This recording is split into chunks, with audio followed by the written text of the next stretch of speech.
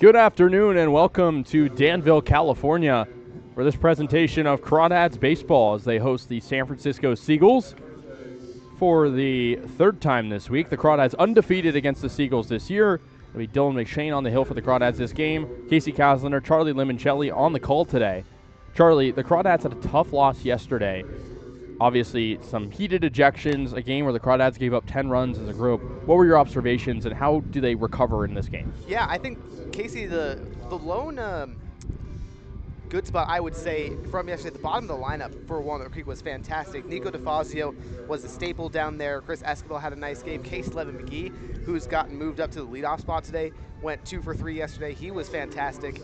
The pitching, though, yesterday was inconsistent. They had a bit of a tough strike zone to work with that was inconsistent, but a lot of runs given up by the pitching staff. Zaharias allowed a couple, then Timothy had one on the home run. Cohen had a couple more after that. Billings was the only guy that went a spotless day in relief. Coupland also allowed some runs as well. So I think the big thing today, Casey, is just getting back to what we saw earlier in this week. Crawdads started Tuesday through Wednesday, no earned runs allowed. Finally allowed 3 on Friday to this team, the San Francisco Seagulls, and then obviously yesterday 10. So they can get back to sort of that really good command and just throwing strikes. I think this could be another win for the Crawdads for sure. Crawdads with a 12-6 record as warm-ups conclude. It's Dylan McShane, the big righty on the hill for the Crawdads. When we say big, he's the tallest player on the Crawdads. 6'9", 235 pounds over at the University of the Pacific. He'll face Jake Brewer to lead things off, hitting in the leadoff spot. A guy we've seen float around the 3-hole and the 2 as well. Brewer hitting righty against the righty McShane. Mid-80s temps here and a hot day in Danville. Brewer hitting .373 on the year. He's the Seagulls' best hitter. So he'll try to table set today as the Seagulls look for their first win against Walnut Creek. The first offering of the game is fouled to the right side, 0-1 on the fastball. Brewer, a hometown kid for the Seagulls from San Bruno. It's where they play, despite being called San Francisco. Leads the team in hits with 25 and RBIs with 10. Maybe the move to the leadoff spot will get him some more momentum at the top. The 0-1 is in there for a strike. Fastball, 88 miles an hour on the outside corner. Quick 0-2. Brewer at Kenyatta College. He's a rising junior, trying to make a push for an NCAA program. McShane, his slow windup. The 0-2 is outside and low. Lost the handle on it. Taken for ball 1. 1 ball, 2 strikes on Brewer. The Seagulls order Brewer, Galvin, Callinger, Waldvogel, Ramirez, Santaga, Sundar, and Resnick in the 9-hole. So a bit of a different look than we saw when the Crawdads went to San Bruno 2 days ago. The 1-2 from McShane is flared out to shallow right field. A bit of a run for Jenkins, but he'll get under it and make the catch. 1 away. Nice breaking ball on the slider from McShane, induces some soft contact, and Jenkins is a very good glove over in the outfield, has no problem with it there. Wind a little bit of a factor. That one was flared shallow. We saw it maybe carry a little bit. That'll bring up Matt Galvin in the 2-hole. Unlike Brewer, not a local guy. He's from Canada. Now stateside with the Seagulls. McShane delivers on the windup. Fastball high and tight, taking ball 1. Galvin from Calgary originally. Played last year at Skagit Valley College. His 3rd year in the summer ranks. The 1-0 pitch. Hit on the ground over towards second. Ellis, backhand pickup, throws to first in time, and there's 2 away here in the top of the 1st. So far, so good for Dylan McShane, Casey. He's throwing stuff over the strike zone, letting the Seagulls batters try to attack it, but they don't get a whole lot. Soft contact so far, good. Yeah, McShane has had a up and down season so far for the Crawdads, posting a 6.43 ERA on the year. So that'll bring up Miles Callinger back in the lineup today. We didn't see him in San Bruno 2 days ago. Righty on righty matchup with 2 away. He takes the first pitch from McShane. Breaking ball high and tight, 1-0. Crawdads looking to get back in the win column. We saw him win as many as 7 in a row. It's been mixed results since then. Swing and a miss on the 1-0. That time, breaking ball low in the zone, 1-1. Callinger in left field today. Every hitter in the Seagulls lineup is a righty. The 1-1 pitch with 2 away from McShane. Again, a breaking ball, but outside and low. Taking ball 2. 2 balls, 1 strike. Kallinger's a guy, he can get aboard. He's fast. 18 stolen bases on the season in 19 attempts. So McShane want to avoid the walk here. The 2-1 offering. Low and away. Fastball taken, ball 3. Good at bat so far from Kallinger. Another local guy from San Francisco. Plays his college ball in the city at University of San Francisco. 3-1. Fastball just off the plate, taken, ball 4. So it's a 2-out walk for Miles Kallinger here in the top of the first, and that'll bring up Derek Waldvogel to clean up. So Waldvogel stands in, hitting the DH spot today. Hitting .250 on the year. Skyline College. Teammates with Crawdads outfielder Trey Johnson. McShane now in the stretch, towing the first base side of the rubber. Here with 2 outs in the top of the first and a man on first. First offering outside, it gets away to the backstop. It'll be a wild pitch as Kallinger nabs second easily. Call the ball 1-0. So 2 quick outs for McShane, but he loses handle of that one after the walk. Now a man in scoring position. And it looks like Kasey, obviously with the last at-bat, struggled to locate some strikes in the walk. First one there, bit of the same. 1-0 at the dish to the righty hitter Waldvogel. Here it comes. Fastball in there for a strike around the knees. Paints the frame on the outside corner. 1-1. Waldvogel from Menlo Park Legends territory from San Mateo, California. Chose to play for the Seagulls. McShane looks at second, now home. The 1-1. Grounded over towards short. DeFazio picks it up. 2 steps towards first. He fires there, and he gets the out. So that'll do it. Seagulls leave one on here in the top of the first. We'll go to the bottom of the first. Scoreless ball game here in Danville.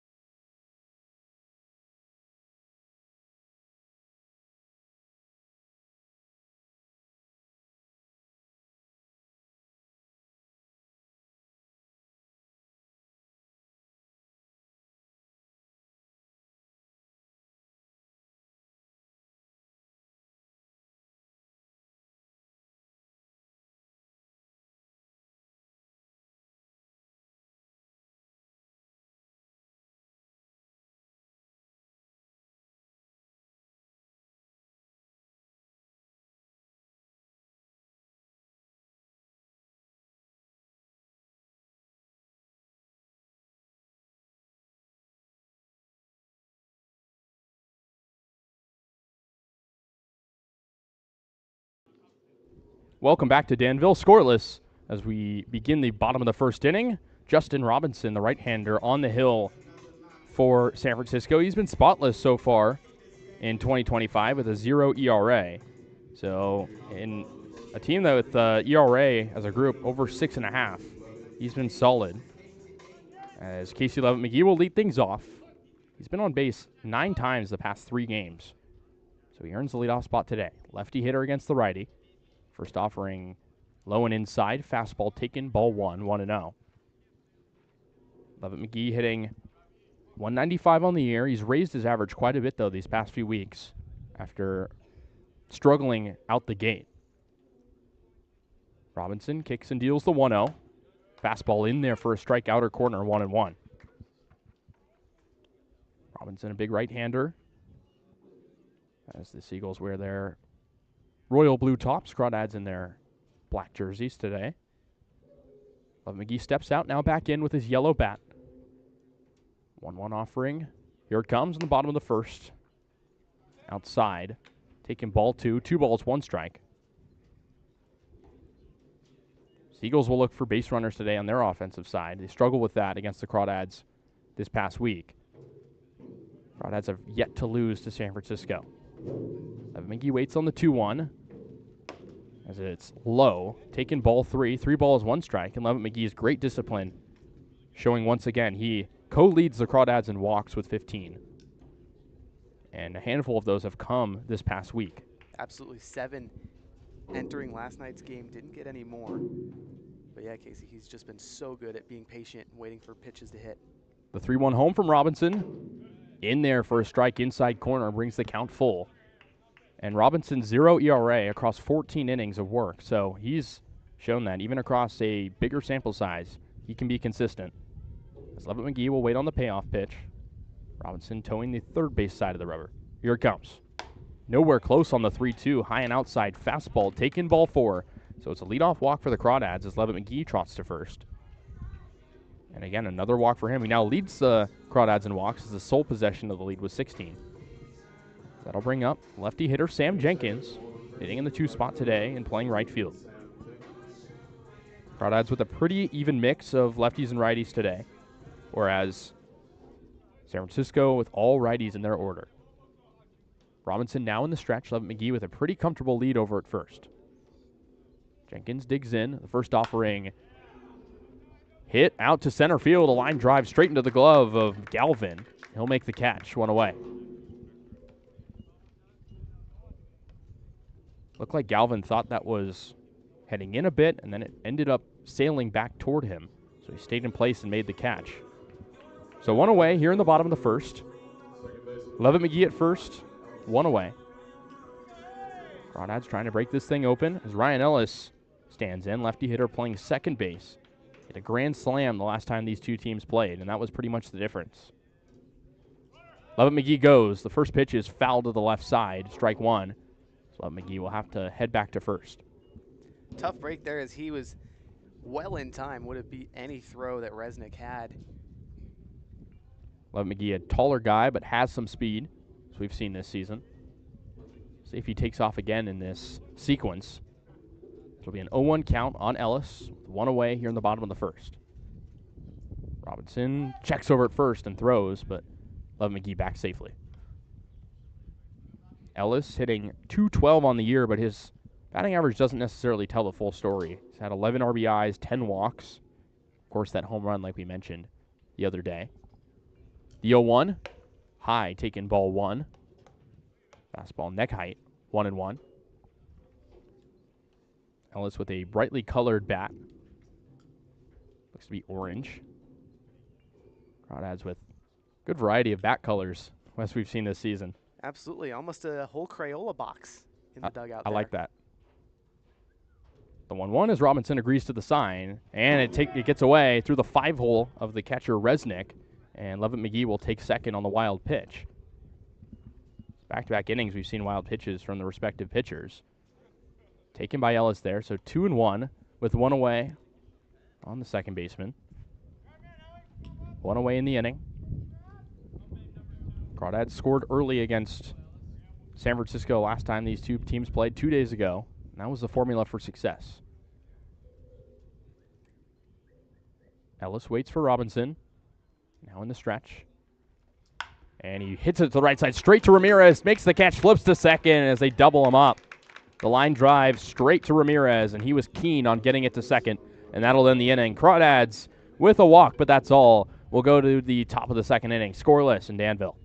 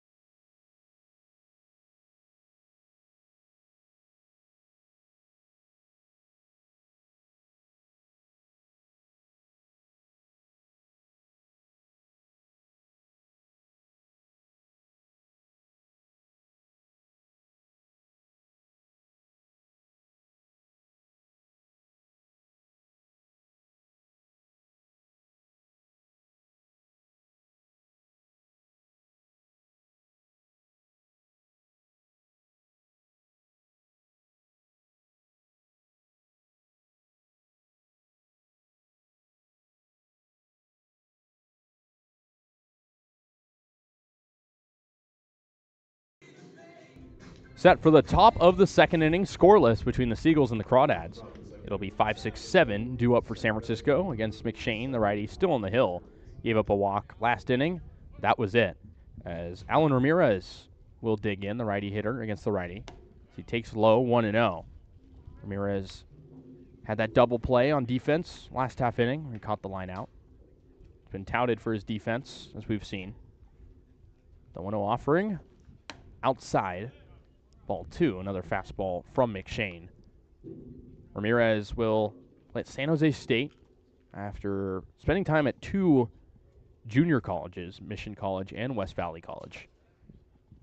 Originally from Santa Clara. The 2-0. As it's grounded off his foot, foul.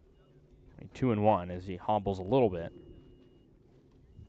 Ramirez didn't play this past season at San Jose State. We'll expect to get some time there this upcoming season. But really showcased the power at the junior college level. 9 home runs last year. And 8 the year before. The 2-1 from McShane. Taken high, fastball runs upstairs. 3-1 on Ramirez, who is another speed threat if he can get aboard. 11 bags swiped for the middle infielder so far this year. The 3-1 home. Inside and tight. Around the neck level. That's ball 4. So McShane gets his second walk dished out of the game as Ramirez is aboard. And he'll go to the stretch against Shane Santaga.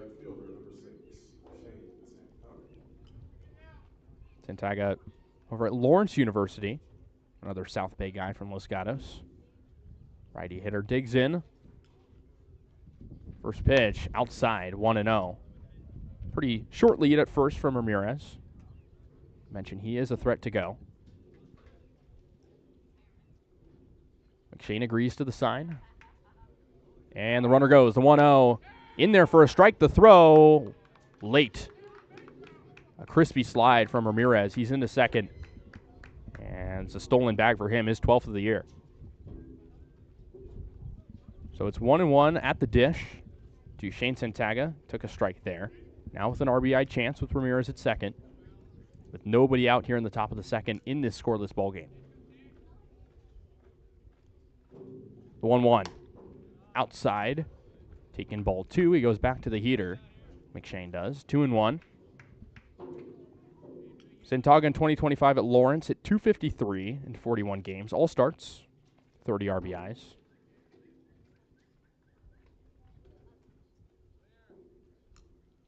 The 2-1. Low and outside. Justice tried to frame it, but it's taken for ball 3. 3-1 as Seagulls threatening back-to-back walks here in the top of the second. McShane trying to get one over here. Hitters count. Here's the 3-1. In there for a strike. Fastball right over the heart of the plate. Full count on the right fielder, Santaga. Also played for the West Coast Kings over in Danville. And played high school football at the Kings Academy. The payoff pitch. The man on second. McShane delivers as it's fouled to the right side, out of play. Count stays full. Santaga at Lawrence didn't get on base a whole lot through the walk.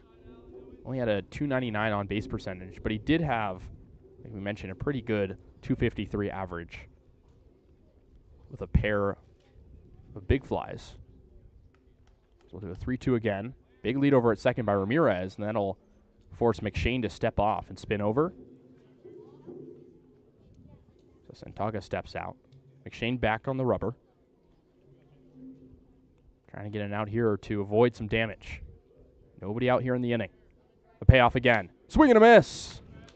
Scooped at the low fastball. And there's one away. It's a great recovery at bat from McShane. Dishes out a couple early balls in the count and then comes back with some nice fastball and slider mixes in order to get the K. So that's the first strikeout of the day. So that'll bring up Thomas Mayer. Digging in on the right side with a man on second and one out. Fastball in there for a strike outside corner. 0-1. We know McShane has that strikeout ability. Was searching for command here early in the game after giving up those 2 walks. Mayer waits on the 0-1.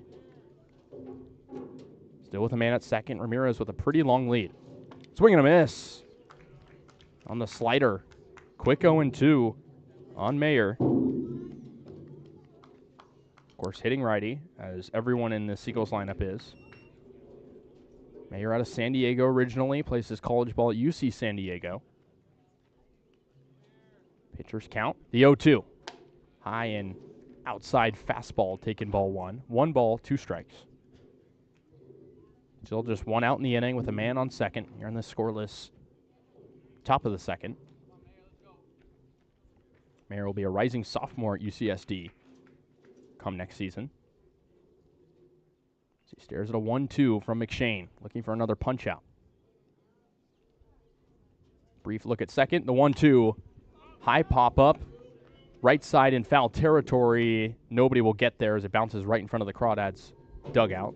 Count stays 1-2. Mayer 2025. Similar numbers to Santaga at the collegiate level. 254 batting average. But he got on base a lot through the walk. And, of course, had to fight for playing time. 18 starts.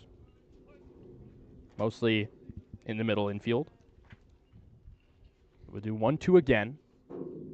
McShane staring home. Runner goes. The 1-2. Swing and a miss. Throw from Justice over to third. Not in time. Runner will get in safely. So it's 2 stolen bags from Alan Ramirez as he takes second and third. But it's back-to-back Ks for McShane in the meantime. There's 2 away. McShane throws. When he's throwing strikes, Kasey, the movement that he has on his pitches is so hard to hit. That's what he's showcasing right now with the 2 swinging strikeouts. Seems to be finding a bit of a groove. So that'll bring up the righty hitter Pranav Sundar with a teal bat. First offering with a man on third. Grounded over toward third. Foul. Be 0-1. 2 outs in the inning. Still scoreless. Here in the top of the second. Alan Ramirez got aboard via the walk. He nabbed second and third, showcasing his speed. A 1 count on Sundar over at Coppin State. He hit 242 in 2025. McShane's 0-1. Taken outside. Fastball just off the plate. 1-1. Sundar, second year with the Seagulls. Third year in summer ball. Hit 232 with San Francisco last year. The 1-1 pitch. Swing and a miss. Fooled him on the outside breaking ball. Now 1-2 on Sundar. And that slider from McShane is just so nasty, Kasey. It has nice bite. Really sweeps away from the right-handed hitters. McShane entertaining the idea of 3 straight Ks, and he gets it. Swing and a miss on the outside corner pitch, and that's 3 straight Ks after the leadoff walk as McShane sits them down. We'll go to the bottom of the second. Nobody across here in the inning. 1 left on. 0-0 ball game here in Danville.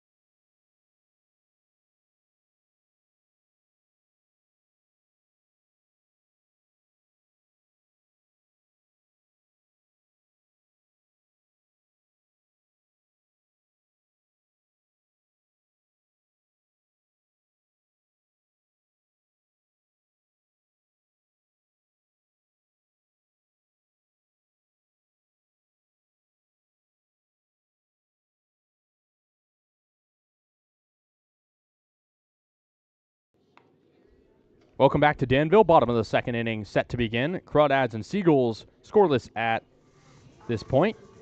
It'll be 4-5-6 due up for Walnut Creek. They're searching for their first hit after getting a walk last inning, but nothing else. It'll be Brandon Clisby, the catcher, to lead things off. He's on a 4-game on-base streak, hitting righty against the righty Robinson. Stays on the mound. Clisby hitting an even 300 on the dot. As Robinson stares in, the first pitch of the inning fouled straight back, 0-1.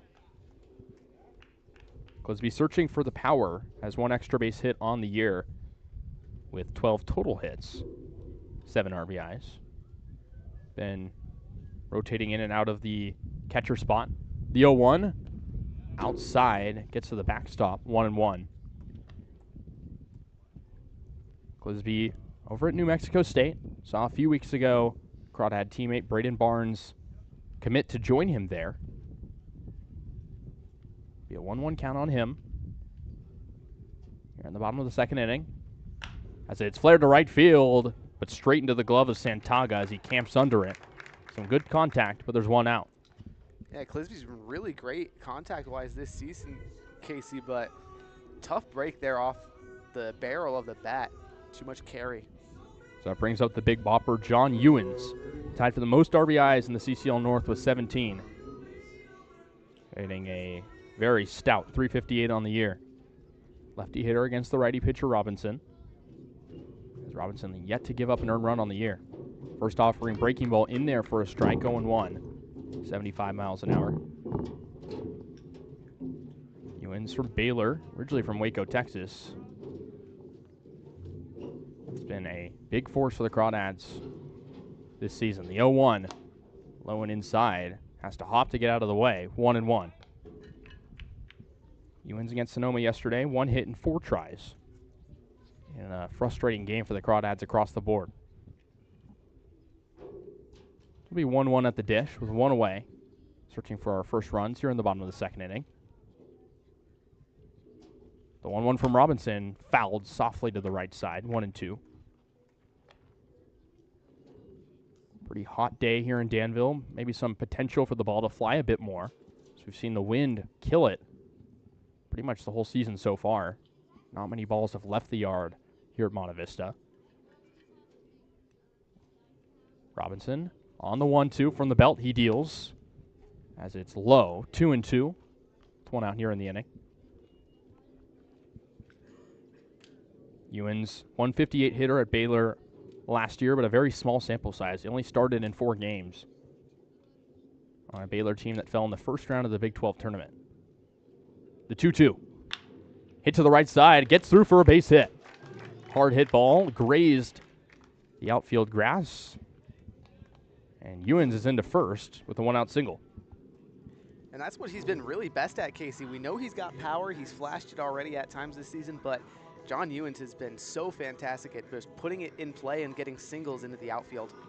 Yeah, Ewens has been huge. That's now a 5-game hitting streak for John Ewens. So that'll bring up Riley Leininger with a man on first. Lefty hitter, second on the Crawdads with 15 walks. But kind of a frustrating season for him hitting. He's hitting 171. Lefty hitter takes outside from Robinson on the first offering, 1-0. Leininger, another power 4 guy over at Oklahoma. But he is in the transfer portal. Ewens with a short lead over at first. Extends a little bit. Here's the 1-0. Inside. Ball 2. Resnick entertained the idea of a back pick, but didn't throw. So Ewens extended the lead a little bit. 2-0 at the dish to Leininger. Wouldn't be surprised to see him be conservative with his approach here. Guy who likes to take pitches and find the right one. The 2-0. In there for a strike, fastball around the knees. 2-1. Leininger yesterday was a pinch hitter. Went 0 for 1. Trying to raise his average and find some more power. Yet to find an extra base hit this season. The wind has been a big part of that here at Monte Vista. Throw over to first. Ewens back without a slide. Leininger takes a practice hack. Leininger has moved up and down the lineup this year. He's been a pretty big staple over at third base. even with the entrance of Cam Calvillo. Runner goes. Good jump from Ewens. The throw late. Ewens is in safely. Pitch was outside. So it's 3-1 at the dish to Leininger. And a really good jump there from Ewens. That's his 6th stolen base of the year in 6 tries. Head coach Brent Cummings for Walnut Creek loves to send his guys, and pretty much everybody in the order able to steal bags. Ewens no exception. One of the better ones, frankly. Runner at second, one out. The 3-1 home to Leininger. Inside strike. Pitch that Leininger did not agree with. He scooted out of the way. But the count runs full on the inside corner fastball. Ewens over at second, one away. Scoreless ball game here in the bottom of the second. Crawdads looking to get back in the win column. The payoff pitch. Chopped on the ground over towards second. Ramirez takes the high hop. He'll not make the throw. Everybody safe. Ewens advances to third, and it's an infield single for Riley Leininger. Runners on the corners. Yeah, that is a fantastic job for Riley Leininger there. Just putting the ball into play, and he gets a nice bounce on it with the super high chop. Ramirez, who's been so good defensively, didn't have a chance. Yeah, you really can't blame Ramirez there. It's a high chop, and he had to jump up to get it. He's not the tallest guy either. So that'll bring up Joe Coupland, hitting out of the DH spot in the 7 hole. Righty hitter with an RBI chance here with 1 out in the bottom of the second with runners on the corners. Robinson from the stretch. He deals high 1-0 on the fastball to Coupland. Coupland with an aqua blue bat, hitting .267 on the year. His search for more playing time after showing his two-way ability, pitching and playing catcher primarily. Throw over to first as Leininger slides back in on a close throw. Coupland spent 2025 at the junior college level with Chabot over in Hayward. He pitched yesterday against Sonoma, only went 2/3 of an inning, and was shelled for 3 runs. Infield in, the 1-0 is chopped up the middle. The shortstop Mayer picks it up. He'll step on second, but it's not in time, and the throw to first is errant. So Ewens is going to come around to score, and everybody's safe as Mayer tried to touch second himself, but was late doing so. We'll see what the ruling is on whether or not that's an error or a base hit. So everybody's safe there. First and second, nobody out. Or excuse me, 1 out. Ewens comes around to score. 1-0 Crawdads. That'll bring up Joe Coupland, or excuse me, Trey Johnson. He shows bunt, pulls it back. 1-0. Johnson hitting out of the 8 hole was a guy we saw leading off really the first part of the season. He's moved around, but he's still hitting pretty solid for the Crawdads. He has the most at-bats on the team with 60. First and second, 1 out. As he hits it to deep center field, it's going to get down for a base hit in the left center gap. Leininger trotting around third. He's going to score. Coupland into third, and it's a stand-up double for Trey Johnson, who drives one in. It's 2-0 Walnut Creek as Mark Caviglia, coach for San Francisco, makes his way to the mound along with all of the relievers, or excuse me, all the infielders, as there doesn't seem to be action in the San Francisco bullpen. But Trey Johnson with a big knock as the Crawdads try to break open this game. Absolutely, and now Johnson, 3-game hit streak for him. He's been picking up as of late, Casey. He's been taking some really nice at-bats in the past couple of games since returning from the flu. Originally didn't play from June 19th to the 25th when Walnut Creek went to Sonoma. Went 0 for 4 there, then 1 for 4 in each of the next 2 games. So Robinson still on the hill as Caviglia will make his way back to the dugout. There is action in the San Francisco bullpen, a righty up, as we might see Robinson come out of the game at some point. But in any case, Nico DeFazio will stand in, making his 3rd appearance of the season, hitting .500 in 6 at-bats. Really good second leadoff man to have in the lineup. The righty hitter digs in with his yellow bat. Runners on second and third, 2-0 Crawdads here in the bottom of the second. with only one away. First offering to DeFazio, drapes in for a strike. Slider with some break, 0-1. DeFazio spent 2025 at University of the Pacific. He'll go to Houston Christian next out of the transfer portal. Native of Oakland, just a handful of miles away. The 0-1 is outside, blocked by the catcher Resnick in the dirt. It gets away from him a little bit, but all the runners hold up. 1-1 to DeFazio.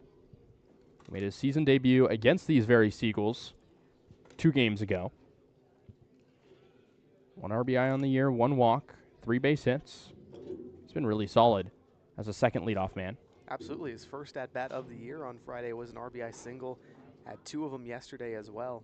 Just a really good guy to have in the bottom part of the order.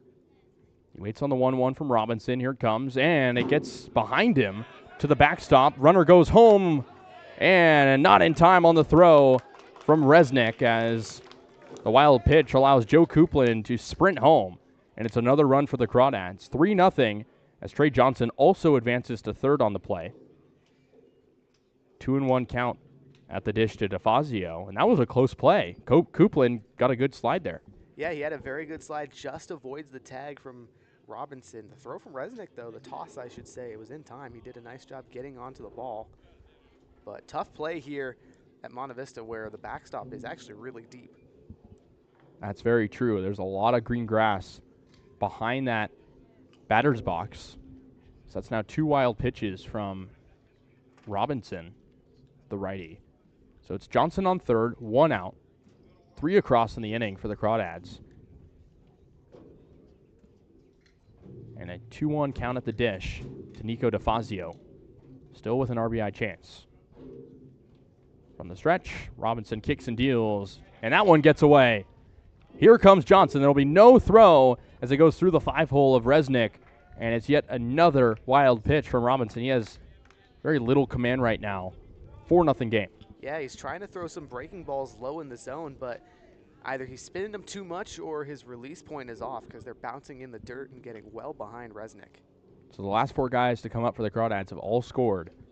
1 out here in the inning. 3-1 count at the dish to DeFazio. Here in the bottom of the second.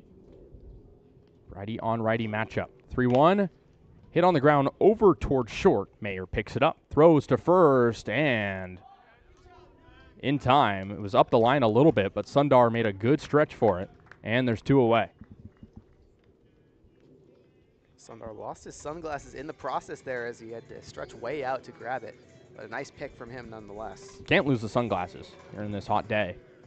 His lineup will flip over with 2 outs to Casey Levitt McGee, who walked for the 16th time this year to begin the game. Bases empty. 4 across for the Crawdads on 3 hits. As the first offering to the lefty hitter McGee outside, 1-0. Levitt McGee spent 2025 at Laney College. He'll go to Cal State Bakersfield next year. Of course, pitching coach for the Crawdads, Justin Chaney, over at Laney College as well. So some connection there. The 1-0. Hit very high, foul to the left side, out of play. 1-1. Levitt McGee started the year struggling, but he's been an on-base machine as of late. Yeah, originally in his first 5 games for Walnut Creek went 1 for 17, then turned it around in a nice 5 for 12 4-game stretch after that, and then since in the last 3 games 9 times aboard. Robinson here on the 1-1. Here it comes, and a looping breaking ball high and outside. Taken for ball 2. 2 balls, 1 strike. Levitt McGee spent last year with the Alameda Merchants, also in the CCL North, where he hit pretty solid. 326, not too bad. Not at all. The 2-1, high and outside fastball. That time it gets to the backstop. There's no one aboard, so it doesn't matter. 3-1. And that's now 4 pitches these past couple at-bats that have gotten to the backstop from Robinson. Yeah, this inning for Robinson likely his last unless he can really settle down and retire the next 2 batters for Walnut Creek. He struggled to locate the zone. 3-1 on Levitt McGee. He's already walked this game. Robinson brings it down the hill. Fastball taken for ball 4 off the plate. So Levin McGee walks for the second time today and the 17th time this season. So they'll bring up the 2-hole Sam Jenkins, who lined out back in the first inning. Ben Resnick, the catcher for San Francisco, coming to aid his pitcher, give him some insight, as there are 2 arms up, both righties, in the bullpen for San Francisco. Yeah, both those, Maxwell McGrady and Reese Appleby, are the guys warming up right now for the Seagulls. 2 decent right-handed pitchers. 2 guys the Crawdads have seen, and 2 guys that have started against the Crawdads. Very astute observation. So Jenkins digs in. He's 0 for 1. Lefty hitter waits, but there's a throw over to first as Levin McGee gets back without a slide. 4 runs in the inning for the Crawdads. They lead 4-0 on 3 hits. Also a pair of walks. First offering to Jenkins. Off the plate. Fastball very close, but taken for ball 1. Jenkins had good contact back in the first, but fortunately hit it right to Galvin in center field. The 1-0. Low and inside, taken for ball 2. And again, that's just showing Robinson failing to get ahead in counts early on. Jenkins now in a good spot. 2 outs in the inning. In the bottom of the second. Crawdads have broken it open quite a bit. The 2-0 pitch. That one runs inside. Fastball around the knees. Force Jenkins to get out of the way. 3-0 on him. And he'll likely keep the bat on his shoulder here. Absolutely. He's a very disciplined hitter, and in a 3-0 count, you've got no reason to really swing right now. Force Robinson to make a pitch. If you like it, you could swing. Robinson at the belt. He kicks and deals the 3-0 in there for a strike. Taken by Jenkins around the knees. 3-1. Now in the 3-1, similar situation. You can pick your pitch, but a little more likely for Jenkins to swing. Does like stuff up in the zone, so if Robinson goes there, would expect a bite. 3-1 with Levitt McGee on first. Taken ball 4. Fastball just inside again. And that's back-to-back walks from Robinson. He's already given up 4 runs in the inning as Caviglia, head coach, will make his way to the mound again, and that will likely end the day for Robinson. He gave up 4 earned runs all in this inning. He also walked 3 guys and gave up 3 hits. So we'll take a short break before the pitching change. Crawdads lead 4-0. There's 2 outs here in the bottom of the second here on the Crawdads Streaming Network.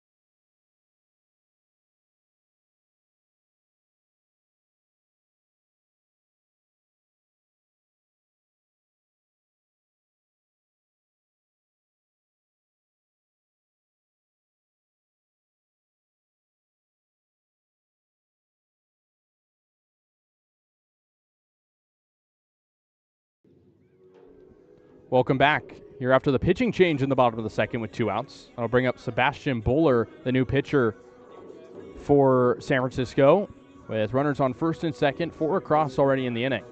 As Robinson leaves 2 on. Bowler, not a horrible season so far for him, 4.05 ERA in just over 13 innings of work. He'll face Ryan Ellis, who's 0 for 1, lined out and hit into a double play ultimately back in the first inning. Runners on first and second, 2 out. The right-hander deals. Slider taken outside, 1-0 on Ellis. Bowler's played 2 seasons at West Valley College, 3.67 career ERA over there. Didn't begin as a pitcher originally at Los Gatos High School, but eventually became one, as he deals a strike outside corner taken by Ellis, 1-1. Pretty even stat line for Bowler his first 2 seasons at West Valley College. ERA in the mid-3s. Looks over at second. And now home, the 1-1. Curveball just outside, taken for ball 2. 2-1 on Ellis, who we mentioned earlier has some ownage over the Seagulls pitchers. Has hit very well when they played in San Bruno, and of course had the grand slam in the last matchup. Crawdads with 3 hits in the inning so far, 4 runs here in this lengthy bottom of the second. The 2-1 home. That one runs inside and low. Taken for ball 3, 3-1, and now San Francisco threatening to walk 3 straight guys. Yeah, definitely a dangerous spot. Bowler's thrown fastball there, but 2 previous breaking balls. Ellis hit that grand slam on a hung curveball. Wonder if Bowler will make the same mistake here. The 3-1. That one runs inside, ball 4, and that'll load the bases off 3 straight walks. And now the Crawdads a bat around as Brandon Clisby will come up for the 2nd time in the inning. Flight out to right to lead off the inning.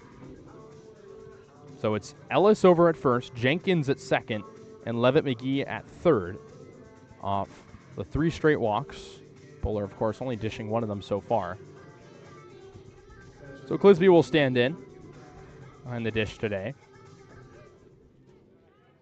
He's split time at the catcher spot with Zach Justice and sometimes Joe Coupland as well. 2 outs in the inning. The bases loaded. The first offering is flared to the right side. Is it fair? No. Just off to the right for strike 1 on Clisby. That one, if it did get down, possibly could have cleared the bases. Yeah, that was, if that was maybe a foot over to the left, that's a bases clearing double for Clisby. It would have been a really tough run for Santago over and right. So 0-1 at the dish to Clisby. Trying to add on to the Crawdads' 4-0 lead. That is all come in this inning, the bottom of the second. Whereas Bowler trying to get through after coming in out of the bullpen. The 0-1, and that one plunks him right in the left shoulder. And so that's 4 straight free passes, and that'll allow a run to come in as Levitt McGee trots in and scores.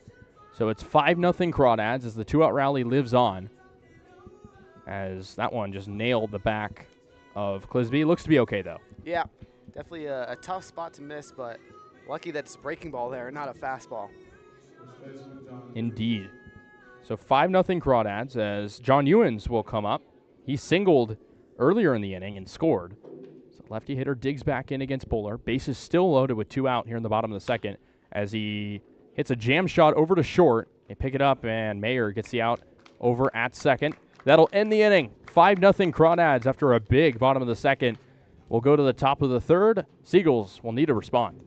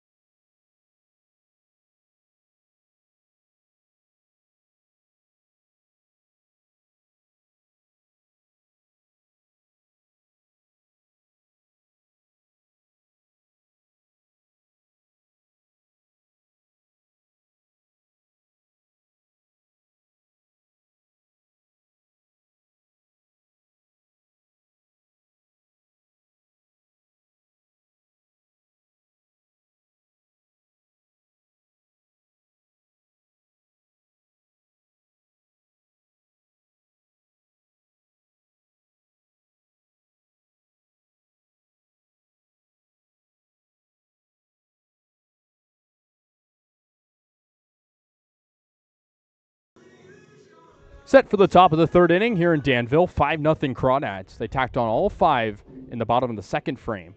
Dylan McShane still on the hill. He struck out 3 in the second inning after giving up a leadoff walk. So he's trying to extend his streak against the 9-hole hitter Ben Resnick, who digs in for the first time. Resnick playing catcher today. We've seen him pitch before. The first offering to him is fouled out of play to the right side. 1 strike now on Resnick.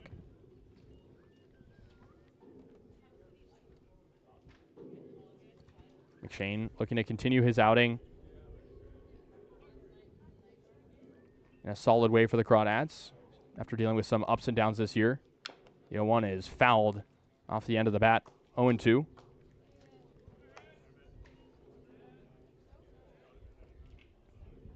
Crawdads have batted around already. The Seagulls have not gotten through their lineup fully.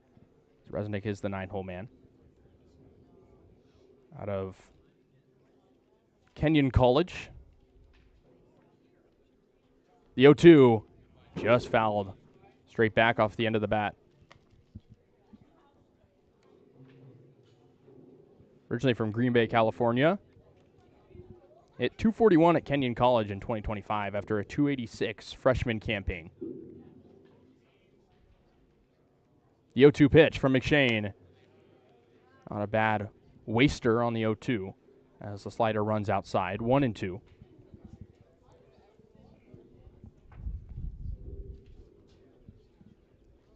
Resnick in his first year with the Seagulls, hitting 100 on the year. From the windup, McShane deals 1-2, same location, outside and low. 2-2 on the backstop Resnick. And Resnick was busy defensively as we saw 4 wild pitches last inning from Seagulls pitchers.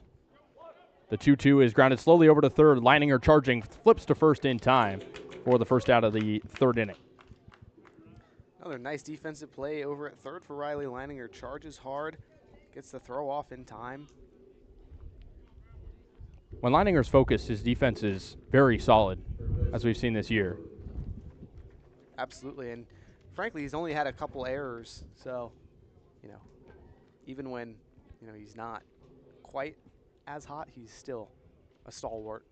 Lineup flips over for the first time as Jake Brewer digs in. He's 0 for 1 with a flyout as he looks at a called ball in the dirt on the fastball. 1-0. Brewer hitting .373 on the year. He's kind of had to carry a Seagulls order that's only hitting .200 as a team across this season so far. The 1-0 in there for a strike. Fastball hard at the plate, 1-1. And the Seagulls are 5-16 on the year, and a lot of their woes have come from the lack of hitting. Of course, the pitching has also been a struggle, but their team ERA has gone down these past few weeks. The 1-1 in there for a strike, 90-mile-an-hour fastball as McShane heats up the radar gun. Yeah, he's feeling good. Adding a little bit extra gas on the fastball. I like it. Looking for the punch out on the 1-2 as it's just outside. Another fastball that time taken off the plate. 2-2 on Brewer. Out of San Bruno himself. Doesn't have to make a long trip to their home games. The 2-2. Breaking ball just inside. Count runs full. McShane already with 3 strikeouts to his day so far to 2 walks. Still yet to give up a hit. Payoff pitch as from the windup he kicks and deals. Fastball, ring him up inside corner. Nice pitch from McShane, and that's his 4th K of the day. Slider continues to look magnificent for McShane. That time fools Brewer into thinking it's either going to hit him or be 2 inside for a strike, and instead it breaks just enough inside the inner third. Masterful. Great work here early in this inning so far, as that'll bring up Matt Galvin with 2 outs in the top of the third. Crawdads still up 5-0. The righty hitter takes a low fastball, 1-0. Galvin grounded out to second back in the first inning. Has struggled this season, hitting .158 as he grounds it slowly over to third, but they say it's foul, as it looked like it hit off his body. So 1-1 on Galvin. Third year in summer ball. Spent 2 seasons in the Western Canadian League across the summer in 2021 and 2023. So he's been around for quite a while. The 1-1 in there for a strike. Change up 79 miles an hour over the heart of the plate. 1-2 as McShane again will go to his punch-out stuff here, likely. From the windup, he brings it down the hill. The 1-2, hit on the ground, foul to the left side. Barely foul. That one just off the line. Yeah, very close, and had it been a fair ball, Leininger was beat. Tons of velocity on the ground off the bat. That would have been, if it was fair, likely a stand-up double, as some odd dimensions on the left side of foul territory, kind of a curved fence, if you will, past the Seagulls bullpen on the left side. So the count stays at 1-2 on Galvin. Here it comes from McShane. Swing and a miss! 5 Ks for McShane. And he goes on the high 94-mile-an-hour fastball. Wow. Some true velocity from McShane. And we'll go to the bottom of the third inning. 5-0 ball game in favor of the Crawdads here on the Crawdads Streaming Network.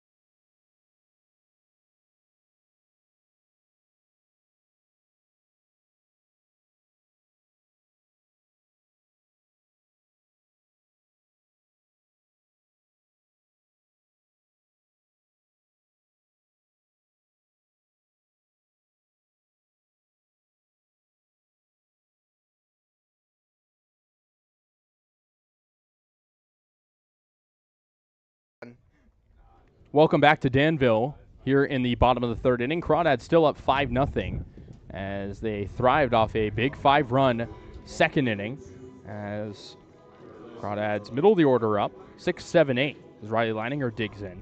He singled and scored back in the second, a part of that big onslaught. Sebastian Buller still on the hill. Righty hitter gave up a run but has 0 earned as he inherited some base runners last inning. First offering to the lefty hitter, runs inside. Fastball belt height. 1-0 on Leininger, who had an infield single hit to second base and was able to leg it out in time with no throw. The 1-0 on Leininger, in the dirt, taken for ball 2. 2-0 from Buller, who again came in relief after Justin Robinson struggled with command. He gave up all 5 of those runs when it was all said and done. The 2-0 on Leininger goes high, taken again, and Leininger, we know, has that good command.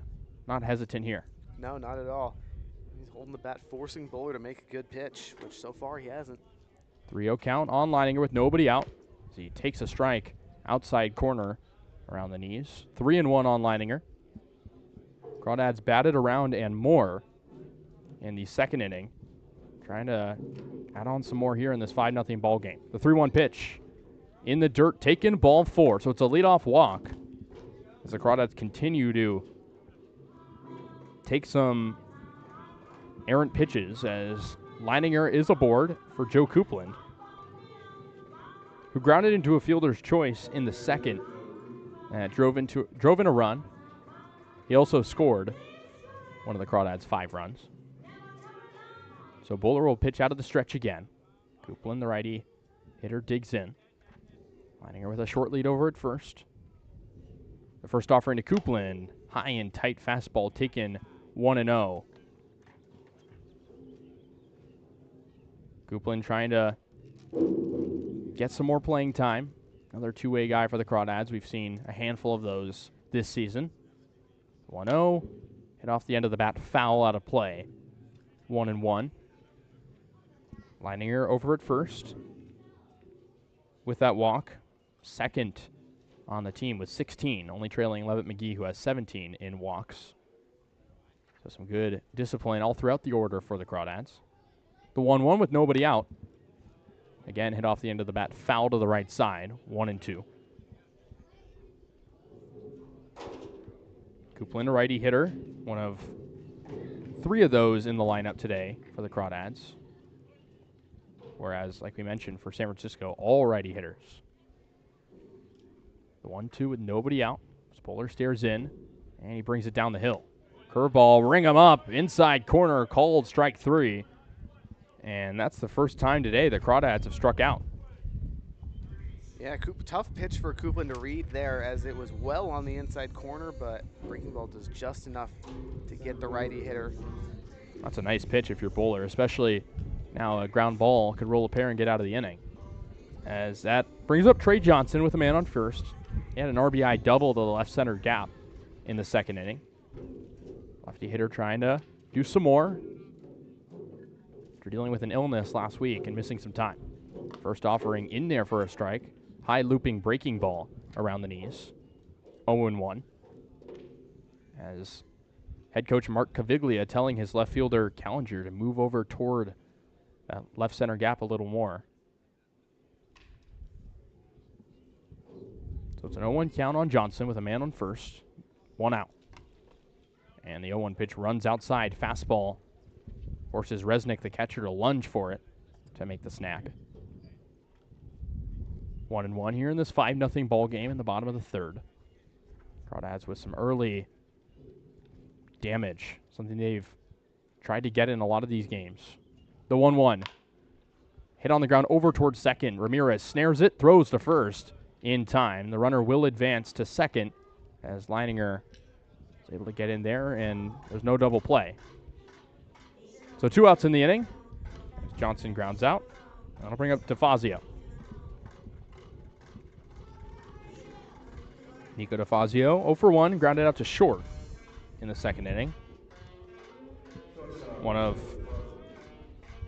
11 guys to come up for the Crawdads in that inning. As the righty hitter digs in, making his 3rd appearance of the season. As he swings at the first pitch and fouls it out of play to the right side, 0-1. Talked to DeFazio before the game, and he was saying he misses the Pac-12. Not a guy who ever played in it, but a guy who enjoyed watching Pac-12 baseball. Said he has a Pac-12 baseball still in his car. He still prizes.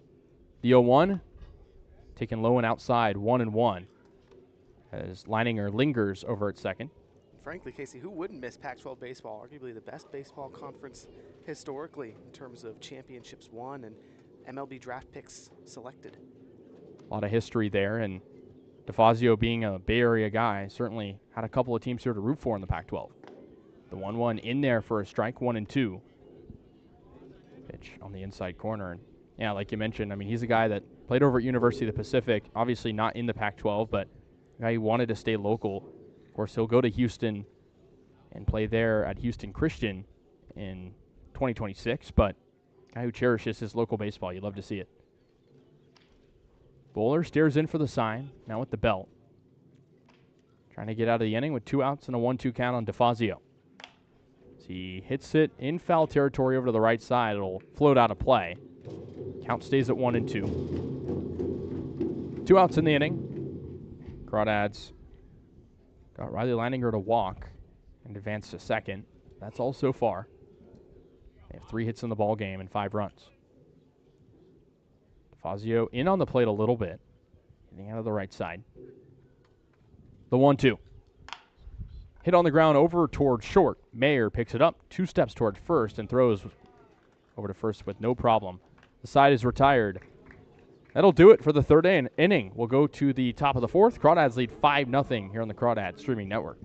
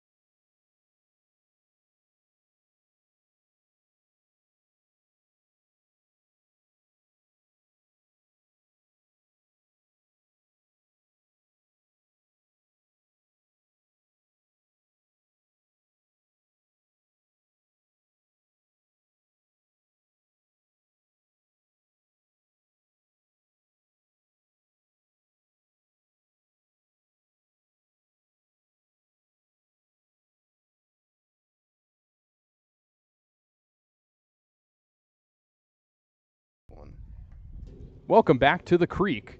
Crawdads up 5-0 and have held the Seagulls hitless as we begin the top of the fourth inning. Dylan McShane still on the hill for the Crawdads. He's been very good so far with 5 strikeouts, and again, no hits allowed. As Miles Callinger will dig in on the right side. He's 0 for 1. First offering to him, hit it straight up the middle, and it'll float to center field for a base hit. So McShane gives up his first hit of the ball game and just his third base runner as Callinger's aboard. So he'll go out of the stretch here early in the inning, as that'll bring up Derek Waldvogel with a man on first here in this 5-0 ball game in favor of the Crawdads. Bit of a lead over at first for Callinger. See if McShane checks on him. The first offering to Waldvogel, taken outside. 79-mile-an-hour breaking ball. 1-0. Waldvogel grounded out to short his first time up. Back in the first inning. So McShane stares in. Runner goes. Swing and a miss at the plate. The throw is offline. And so it's a stolen base for Callinger. So he gets into second safely as the throw from Clisby off to the left. Pitch was swung on and missed at the dish. So the count goes to 1-1. So Waldvogel hitting out of the right side, looking for an RBI chance here. He's been in and out of the order for San Francisco. We saw him in right field in San Bruno against the Crawdads the other day. McShane look towards second, now home. The 1-1 in there for a strike. 89-mile-an-hour fastball, and McShane has really dealt up the heat this game so far. Absolutely. As the game's kind of gone on, he's climbing and climbing, saving some gas in the tank so that he can attack these hitters with the fastball. Look at a 1-2 count. Runner on second, nobody out. On the top of the fourth. The 0-2 check swing, but he didn't go. Pitch outside and low. 2-2 on Waldvogel. Out of Skyline College, first year with the Seagulls. Played 2 seasons of varsity baseball at Sarah High School, where he hit a career 183. Even count at 2-2. Pitch just outside. Taken for ball 3. Count goes full. Seeing McShane do a good job on full count so far. Again, try to get the out. Payoff pitch with nobody out.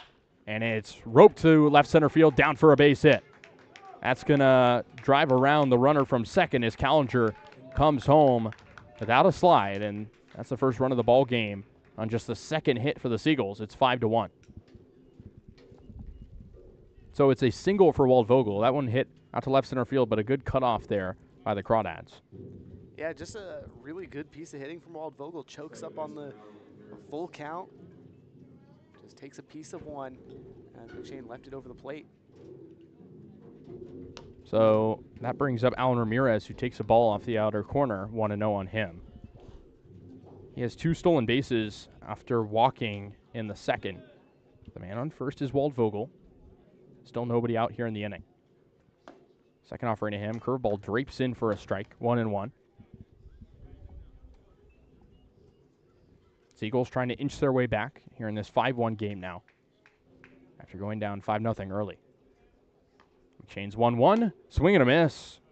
Fooled him on the 77-mile-an-hour breaking ball outside. 1-2 on Ramirez. And McShane, up to that point, really impressive. Still trying to have a good outing today, even with giving up the run. The 1-2. That one hit out to straightaway left field. Levin McGee will be there without having to move. He'll make the catch. So 2 away as the runner stays at first.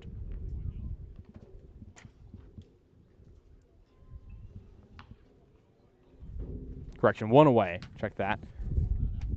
So that'll bring up Shane Santaga. Right fielder Shane Santaga. Out of Lawrence University. He's 0 for 1, was one of 5 strikeout victims of Dylan McShane so far. Still runner at first as the pitch outside in the dirt gets to the backstop. That's a wild pitch. Walt Vogel will get to second, cruising in without a slide. McShane maybe showing some signs of fatigue. There is action in the Crawdads bullpen. Looks like Raymond Olivas up and throwing. McShane steps off for a moment, cleans off the rubber with his cleats. 1-0 count at the dish to Santaga. Runner on second, 1 across already in the inning for San Francisco. The 1-0.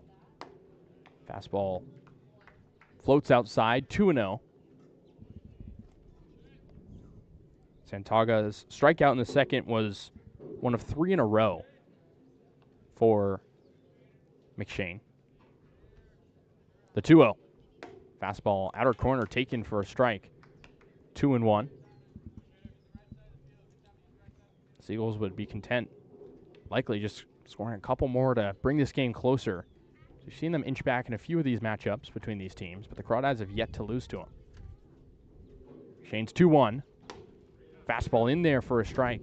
Hard of the plate, would have been a good pitch to swing at. But Santaga takes, now 2-2.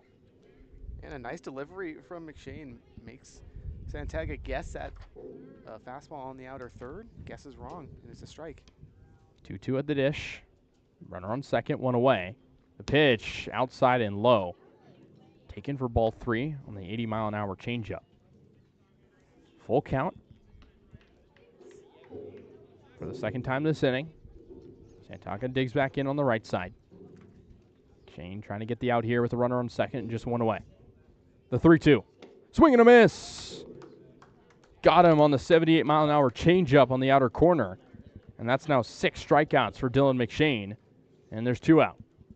Despite the 2 base runners and the 1 run driven in, Casey, this has been a phenomenal outing for Dylan McShane. 6 strikeout as he tries to close in on 4 innings pitched total.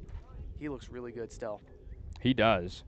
He gets back-to-back outs as well after giving up 2 straight singles to lead off the inning. Of course, that run, like you mentioned. So that'll bring up Thomas Mayer, strikeout victim back in the second. So McShane tries to get out of the inning, only giving up 1 run here. Mayer digs in on the right side. Runner still at second. That's Walt Vogel. Shane, look at second now. Home, fastball. First delivery taken outside. 1-0. Mayer's been busy on defense as well over at shortstop. Trying to drive in another run for the Seagulls, team that's struggled offensively this year. Shane looks in the 1-0. Fastball, throw back to second as Clisby saw him taking a big lead, but he's back in safely while Vogel slides back in. Pitch was a called ball, so it's 2-0 at the dish. Mayer in early control on McShane. Kicks and deals the 2-0. Fastball outside. Taken for ball 3. McShane maybe overthinking it a little bit here. Yeah, don't need to try to paint the zone right now. You just got to get back into the count. See if Mayer bites at something over the heart of the plate. 2 outs in the inning. 5-1 Crawdads. Here in the top of the 4th. 3-0 pitch. Outside fastball taken, ball 4. So Mayer walks. He's over at first, while Vogel's still at second, as that's the 3rd walk of the day. Dished out by McShane as Crawdads pitching coach Dustin Cheney will trot out to the mound, likely to settle him down a bit. So we did mention there is some action in the Crawdads bullpen. Raymond Olivas, the one guy up and throwing as of right now. He could come in after pitching very nicely in Sonoma this past week. But as it stands right now, runners on first and second, 2 away. 1 across in the inning here in the top of the 4th for San Francisco. They trail 5-1 after coming off a win against Menlo Park yesterday in a bit of a stunner. It was a 5-3 final game where they kept their pitching in check. But in any case, that'll bring up Pranav Sundar. Struck out back in the 2nd. We mentioned now 6 strikeouts for Dylan McShane on the hill. Sundar, the righty hitter, digs in. McShane, this could be his final inning of work, trying to get out of it strong. Runners on first and second. The first delivery to Sundar, taken outside. 79-mile-an-hour breaking ball, 1-0. Sundar, we've seen him play at both corner infield positions, over at third as well, but he gets a start at first today. The 1-0 runs inside, back pick over to first. Runner in safely, as Mayer was taking a pretty liberal lead over at first. 2-0 count to Sundar, as the 77-mile-an-hour changeup was high and tight. Sundar at Coppin State in 2025, 242 hitter after starting out at Cuesta College. Kicks and deals the 2-0. That one flared to right field. Jenkins camps under it, and the side is retired. So 1 run across for San Francisco on 2 hits and a walk. We'll head to the bottom of the 4th. Crawdads still with a 5-1 advantage, and they'll want to add on here as the bottom of the 4th comes up.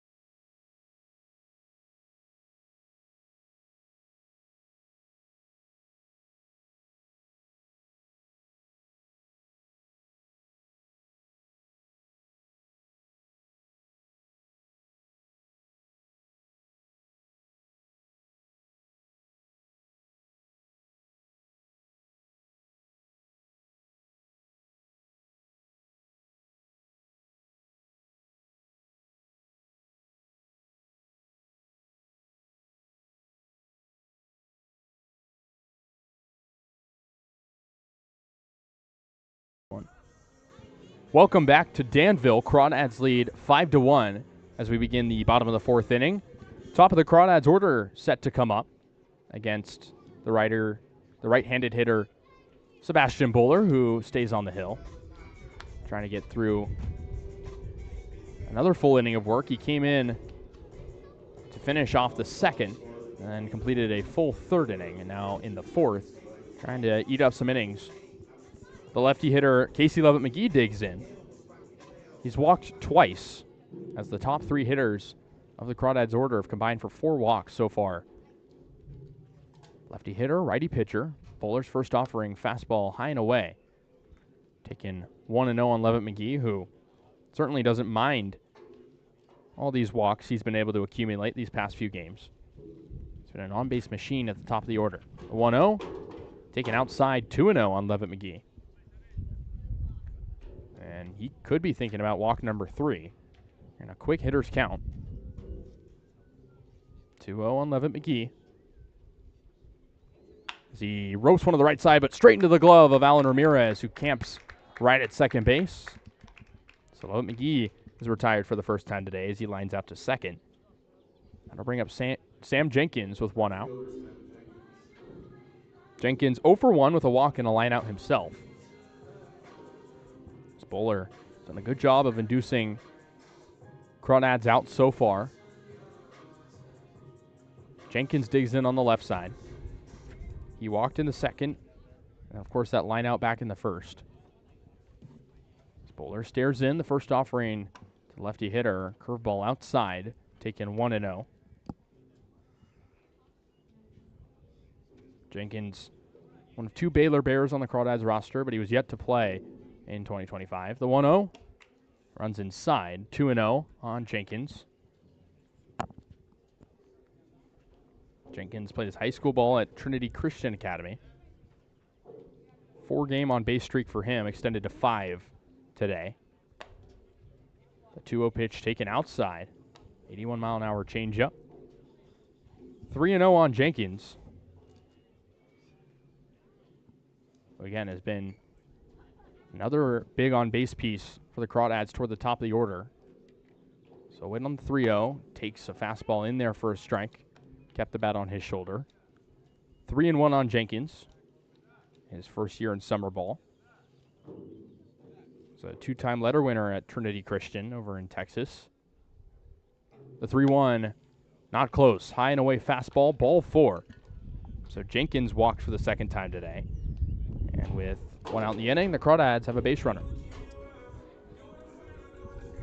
So that'll bring up Ryan Ellis, who hit into a double play in the first and also walked. Make that now 5 walks combined across the 3 leadoff hitters, or top 3 hitters, rather, for the Crawdads. Yeah, they've been really productive today, Casey, getting aboard any way they can. And now Jenkins, a guy with plenty of speed, too, here over at first. Jenkins on first, 1 out in the inning as the lefty hitter Ellis digs in and hits one to the right side foul. Hard hit down the line, 0-1. 5-1 ball game in favor of the Crawdads. They have the hit advantage as well, 3-2 here in the bottom of the 4th inning. Crawdads looking to get back in the win column after a frustrating game last night. Seagulls won yesterday on the road over in San Mateo. 0-1 at the dish to Ellis. Medium lead over at first for Jenkins. The 0-1 taken outside, 86-mile-an-hour pitch off the perimeter. 1-1 on Ellis.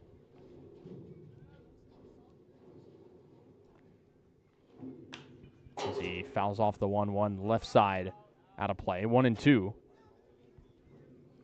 Bowler has done a pretty good job so far. After coming in for Robinson, who allowed all 5 earned runs in what was a frustrating second inning for the Seagulls on defense. Ellis steps out, now back in. Bowler looking in for the sign with a runner on first. A 1-2 count to Ellis. At the belt, he kicks and fires from the stretch. 1-2 taken outside. 2-2. Ellis has played college baseball at 2 different programs, St. Mary's and UT Arlington.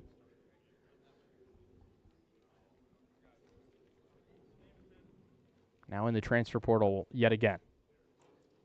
The 2-2 popped up behind home plate, and it'll float into the stands right in front of us. That'll be a souvenir. 2-2 as Ellis stays alive.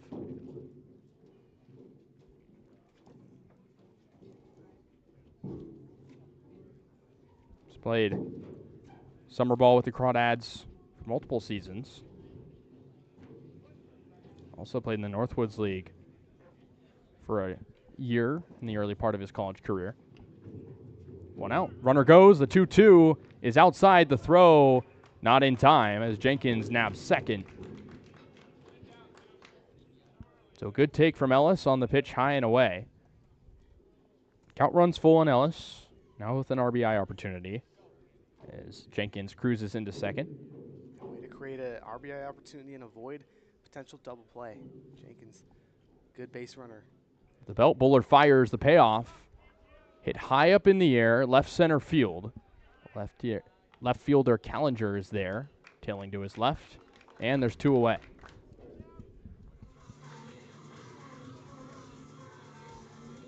So Ellis is retired. Jenkins still at second. Not enough distance on that one to tag up, as that'll bring up Brandon Clisby. He's 0 for 1. Was hit by a pitch and flied out to right. Both of those plate appearances came in that big second inning for the Crawdads, where they scored 5 runs. Runner on second, righty hitter Clisby now in the box. Bowler trying to get out of another inning. At the belt. Quick check on second. Now he fires home. And that one behind Clisby says he hit him. So 2 hit by pitches for Brandon Clisby, kind of in the same location as that one kind of grazed his back. Didn't fully turn. So he's aboard with 2 away. Runners on first and second for the Crawdads here in this 5-1 game. Yeah, way to wear one there. I mean, doesn't lean into it or anything, just stands still and lets the breaking ball clip the back of his jersey. Yeah, he's had the unfortunate position of having those pitches behind him. Hasn't been able to swing the bat much. So that'll bring up John Ewens with runners on first and second. The lefty hitter takes strike 1 around the knees. Thought he maybe wanted to go around, but didn't fully. It's called a strike regardless. 0-1. He's 1 for 2 with a ground out and an RBI single, both of which, again, came in that second inning where the Crawdads batted around. The 0-1 on Ewens. Curveball outside corner, called a strike. Nice looping pitch. A quick 0-2 on Ewens, one of the Crawdads' most distinguished hitters. Probably the best one in the lineup today, as Joey Donnelly has been out of the order for the past few games, touring schools. Quick 0-2 with 2 outs. Bowler at the belt, brings it down the hill. And that one lined to the right side, over at second for Ramirez, who picks it up on one hop, throws to first, and the side is retired. So the Crawdads get 2 on, but leave both on. They still lead 5-1. We'll go to the top of the 5th. 5-1 Crawdads here on the Crawdads Streaming Network.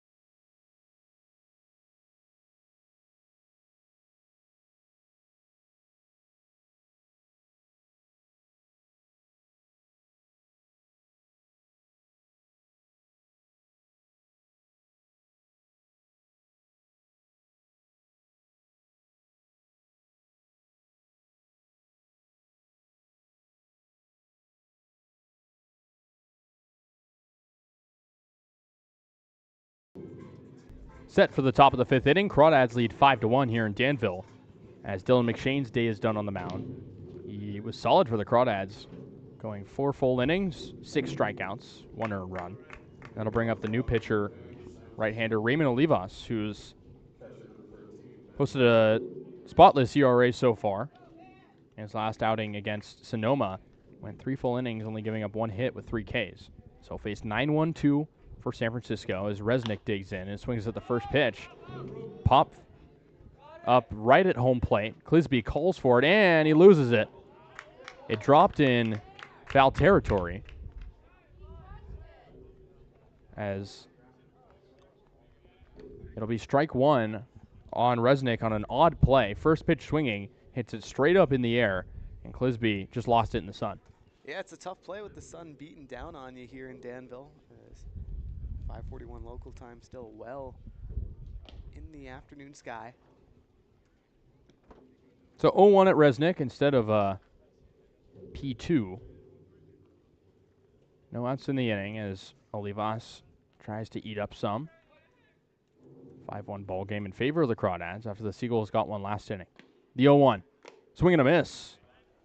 91-mile-an-hour fastball. Some heat there from Olivas. Quick 0-2. Olivas, one of the better relievers for the Crawdads ever since finishing up his season at UC Santa Barbara. The 0-2. Check swing outside. Appeal over to first. He didn't go. 1-2 on Resnick. He's over 1 today. Grounded out to third back in the 3rd inning. Some action in the Seagulls bullpen. The 1-2. Hit very high and deep to the left side. Foul. He was just early on it. Count stays at 1-2. Some good distance there. That's an impressive foul ball if I've seen one. Yeah, Olivas gets away from one a little bit. Lucky that Resnick wasn't a touch later on it. 1-2 on Resnick. Olivas deals. Fouled straight back. Look out. Nearly up here in the press box. Count stays at 1-2 as Resnick stays alive. Resnick out of the 9-hole from Kenyon College. Hitting an even 100 on the year as he fouls off the 1-2 again, straight back. Olivas out of UC Santa Barbara, one of 3 pitchers for the Crawdads that spent their time at Santa Barbara in 2025 at the UC. The 1-2. Swing and a miss. 76-mile-an-hour breaking ball in the outside corner. Got him to go, and that's now 7 strikeouts dished out by Crawdads pitchers in the first for Raymond Olivas. Yeah, Olivas has such a nice hammering curveball that he pairs off of that high 80s fastball. Does a nice job getting Resnick to bite well out in front.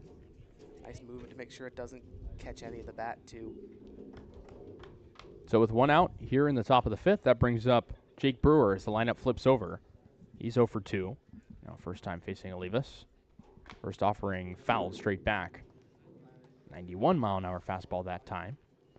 0-1 on Brewer, who hasn't done much at the top of the order.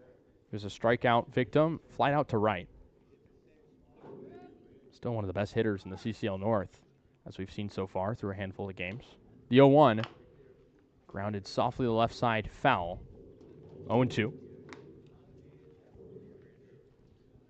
Olivas trying to dial up some heat. Seen his pitches reach the lower part of the 90s. From the windup, he kicks and deals the 0-2. Taken low, 93-mile-an-hour fastball in the dirt. 1-2 on Brewer out of Cappuccino High School. The 1-2, looping breaking ball high. 2-2 on Brewer as he takes. I mentioned he's one of the better hitters in the CCL. Strikeouts have been an issue for him, but when he's getting back to ball, he's had business. 2-2 is fouled straight back. Count remains the same. And it shouldn't come as a surprise at Kenyatta College, career .324 hitter across a pair of seasons there these past 2 years. Olivas agrees to the sign at the plate. And from the windup, deals the 2-2. Hit straight up the middle. Olivas gloves it off the mound, flips underhand to first, and there's 2 away. Nice defensive play from Olivas. Likely would have been a tough play for Ellis, but he's able to flash the glove out there in time, snatches it up. Now he just lunged his left hand over to his left. And so with 2 outs here in the top of the 5th and a 5-1 ball game in favor of the Crawdads, I'll bring up the 2-hole hitter Matt Galvin, who's 0 for 2. Strikeout and a ground out on his day.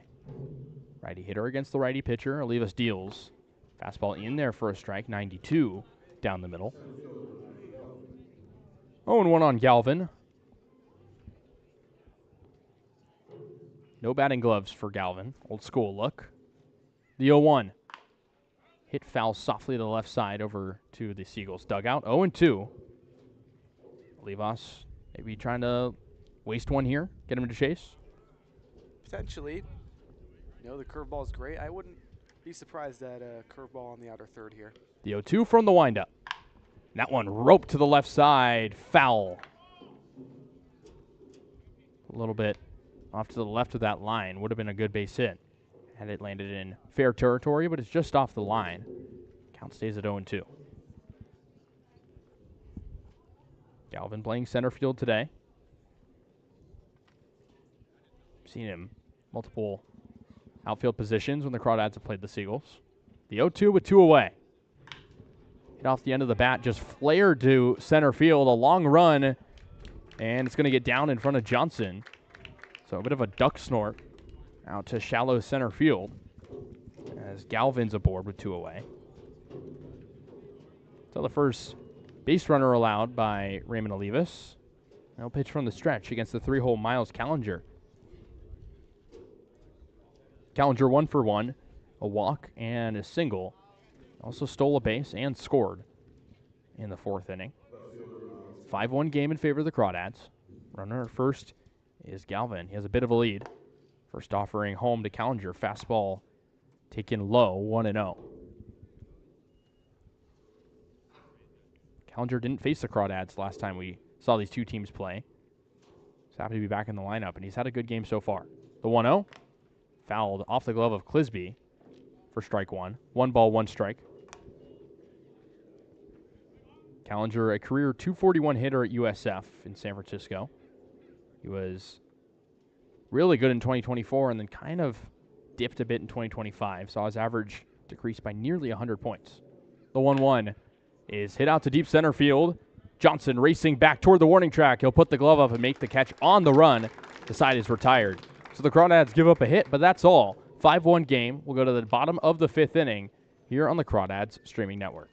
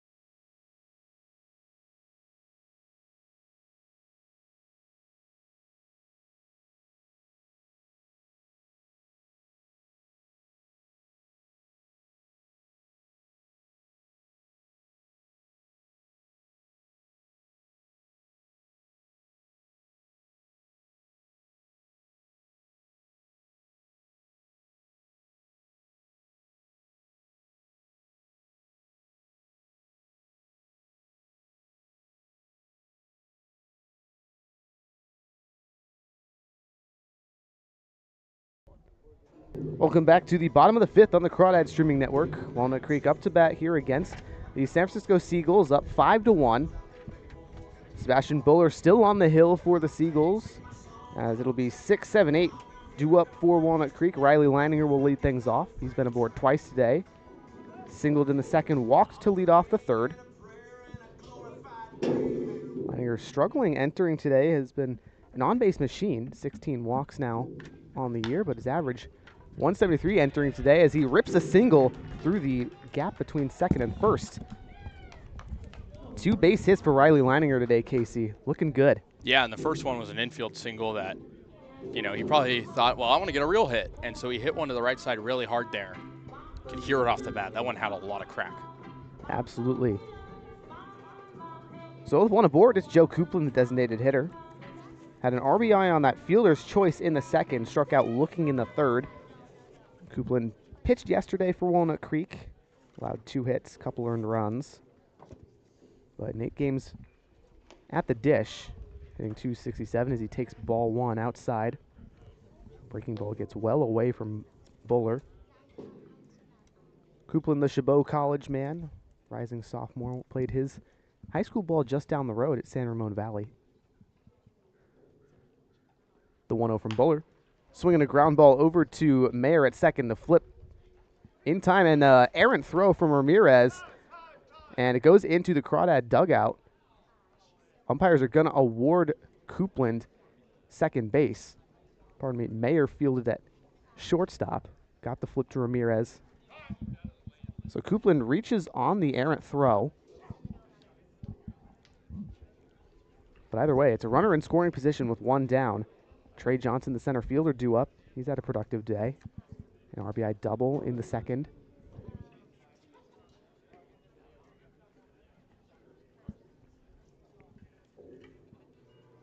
Johnson led the Crawdads in at-bats, entering today with 60. Was the former leadoff man for the early goings of this season. He had a 5-game hit streak as the man up top, but has missed some action recently, dealing with illness. Back now and has a 3-game hit streak going since this Wednesday.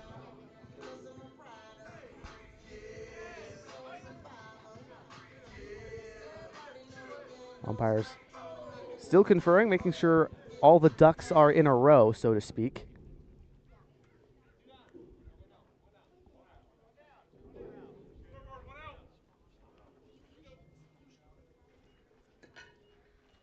So the lefty Johnson steps in. Buller, the right-hander, readies from the middle part of the rubber. Buller delivers a strike on the outer third to Johnson, 0-1. Yeah, and those 60 at-bats, to your point, really speak to the role that Johnson had earlier in the year. And again, I like him kind of middle of the order, I think, though, now seeing his game. Absolutely. Continuing to stay hot. Show signs of good at-bats as he takes the 0-1 low. Breaking ball misses below the knees. Johnson, the 6'1", 190-pound lefty. Rising sophomore at Skyline College. The 1-1 to Johnson. Fastball outside, 2-1. It's gone a bit cooler here in Danville since the start of this game as we were approach 6 o'clock, and interesting to see with little wind how the ball flies. Absolutely. It's cooled down 5 to 10 degrees since the first pitch. 2-1 from Buller, runs inside. 3 balls, 1 strike to Johnson, working with a man in scoring position. Johnson, 10 runs batted in on the year for Walnut Creek, majority of which came in the first 2 games that he played in. Buller at the belt. Here's a 3-1 from the stretch. Runner goes, ball misses low, and Coupland steals third safely, but it's a walk. Regardless to Johnson, runners on the corners now for Nico DeFazio. Good jump there from Coupland. Not a guy you typically expect to have speed, being a catcher and kind of having a shorter physique, but able to nab third as it looks like there's a meeting on the mound. Indeed there is. Infield is not in, though, so perhaps not a substitution at this point. But coaching staff for San Francisco trying to talk this one out as DeFazio, a dangerous hitter to have aboard. Bit of a second leadoff guy, so to speak, in the 9-hole. Entered today in 2 games. Now in his second season with the Crawdads, hitting .500 entering today. Had 2 hits last night in Sonoma. Had 1 on Friday against the Seagulls in 2 at-bats. DeFazio, rising junior, committed recently to Houston Christian University, where he'll play at least the next season of college baseball.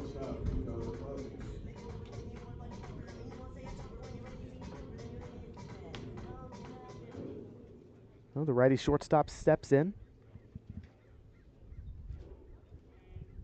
Buller's first offering to DeFazio. Johnson taking off from first. He's in there safely. Call at the plate is a ball.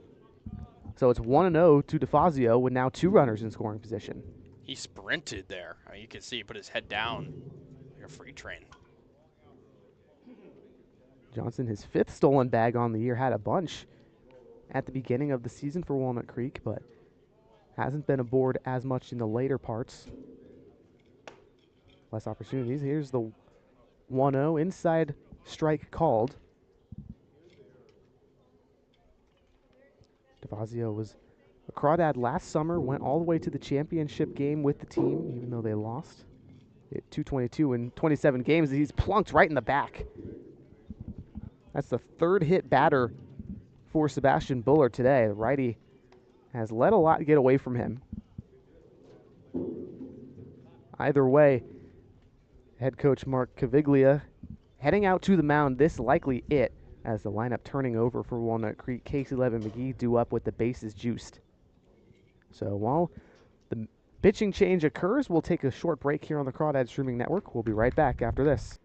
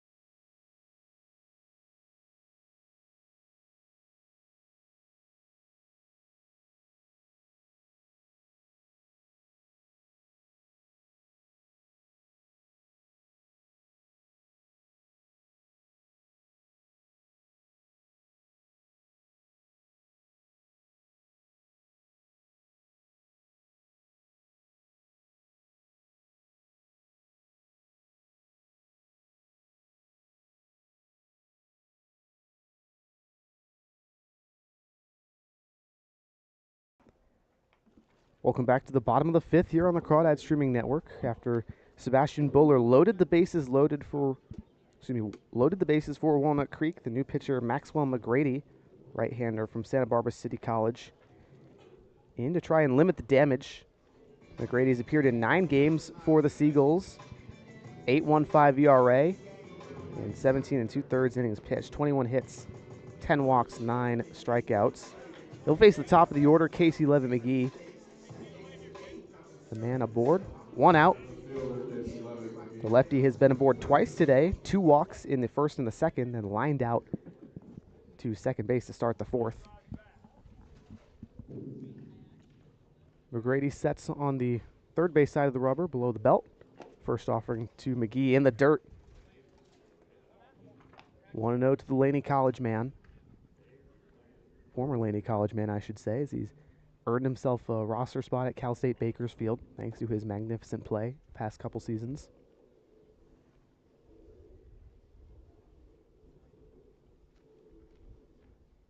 He's been on 9 times in the past 3 games, including today. The 1-0 to the lefty. Fastball on the outer third. 1 ball, 1 strike. Levin McGee entered today in 13 games played for Walnut Creek, hitting .195. 8 hits, 7 runs batted in, 15 walks, tied for the team lead. As timeout called, both the batter and the pitcher will reset things as they continue this matchup here.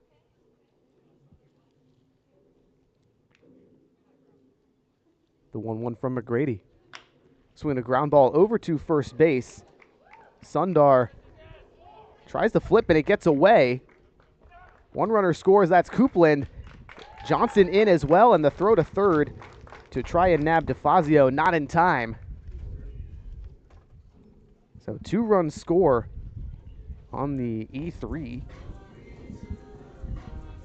You'll take it if you're the Crawdads, extending the lead, and again, not a pretty way to do it, but doing it nonetheless. So those runners on the corners for Sam Jenkins now, who's also 0 for 1 today with 2 walks, stolen bag as well in the 4th. Jenkins has hits in 4 of his last 5 games as he swings and fouls the first offering over to the left side. Jenkins went 0 for 4 last night in Sonoma. Prior to that, had a hit in each game against the Stompers on Wednesday and the last 2 Seagulls games, Thursday and Friday. Overall, Jenkins a .283 hitter in 14 games for Walnut Creek.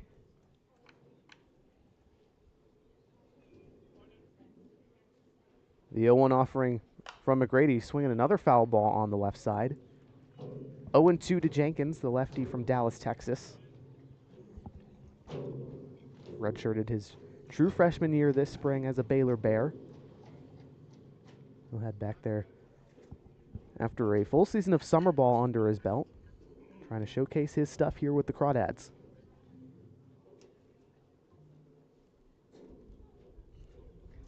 Pickoff over at first, not in time.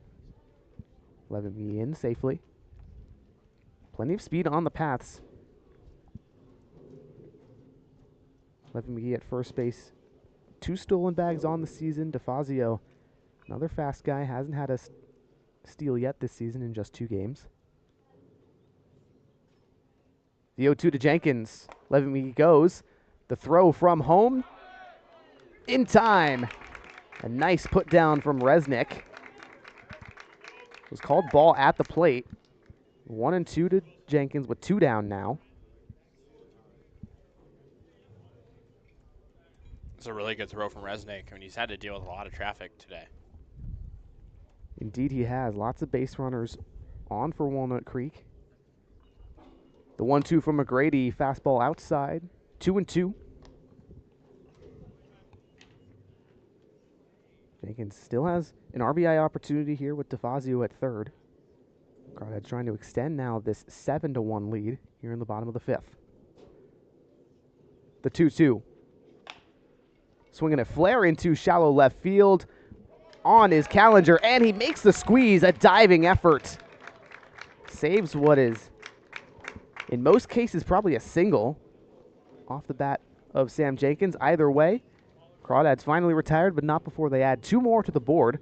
Led to the top of the 6th. See if San Francisco can cut into the deficit right here on the Walnut Creek Streaming Network.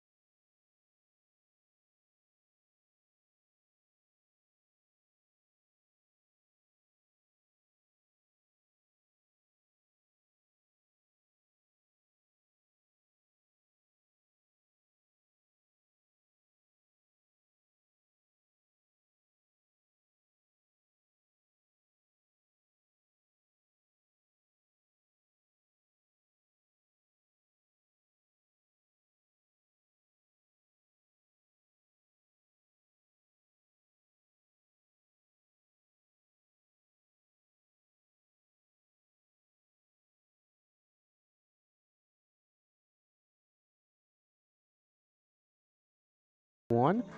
Welcome to the top of the 6th on the Crawdad Streaming Network. Ray Olivas took over in the top of the 5th, now in his 2nd inning of work. Allowed just 1 hit, no runs though. He'll face the heart of the order, 4-5-6 due up for San Francisco. Derek Waldvogel, the righty, will start things off. First offering to him, swing and a miss. Fastball upstairs at 87 miles an hour. Waldvogel had that RBI single in the top of the 4th, scored the lone run of the day so far for the Seagulls. The 0-1 offering slapped foul on the right side. Waldvogel, the San Mateo native, quickly in an 0-2 hole.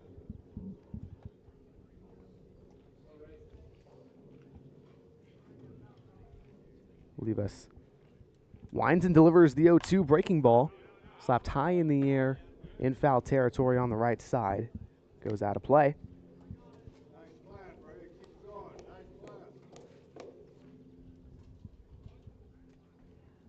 Olivas looking for the put away here. Gets the call from Clisby. The 0-2 once again. Fastball in the opposite batter's box. 1-2 to Waldvogel. Designated hitter for the Seagulls entered today, hitting .250 in 19 games. Would love a leadoff hit here. Swing and a miss on the breaking ball, low and away. So Olivas gets a swinging strikeout to lead off the 6th inning. And it brings up Alan Ramirez, the second baseman, who's had a pretty good day playing defensively. Did have the error that allowed Coupland to reach in the last half inning, but beyond that, had some nice putaways. Still searching for his first hit of the day, though. 0 for 1. Olivas goes with a fastball outside at 90 miles an hour. 1 ball, no strikes on Ramirez. Walked and stole 2 bags in the 2nd. Struck out swinging in the 4th. The 1-0. Fastball on the outer third, 1-1.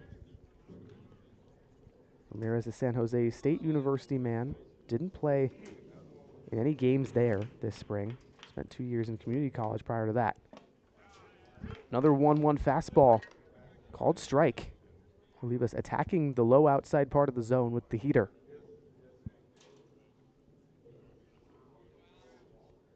The 1-2 from Olivas. Fastball swinging a drive into deep center field. Johnson ranges over to his left, gets under it for the out.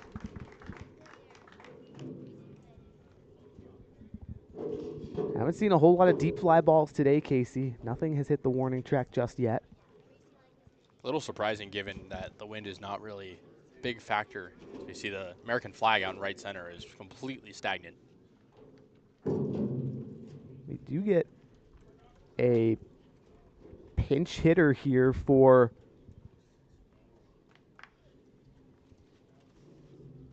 San Francisco.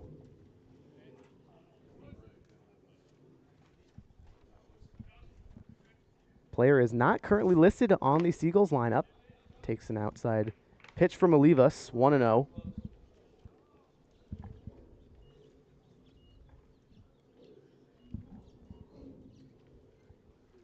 Olivas looks in, kicks and delivers the 1-0. Swing and a miss. Gets a breaking ball past the batter. Shane Santaga pinch hit 4. Be 1-1 on the new man. Swing and a miss. Olivas, second straight changeup outside.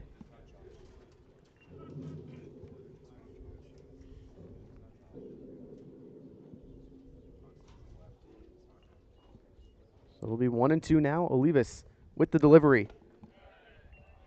Fastball outside call. 2 balls and 2 strikes.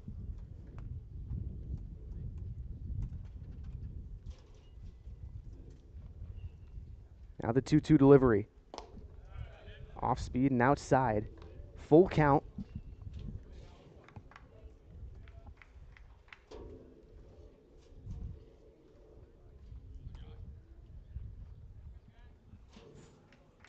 Two now from Olivas. The payoff pitch goes outside. 90-mile-an-hour fastball. So it's a pinch hit walk, and it brings up Thomas Mayer, the shortstop.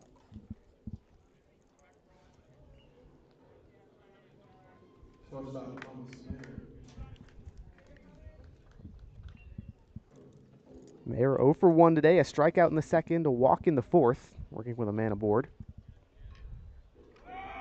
Runner goes, swinging a high fly ball into center field. Johnson under it, puts it away.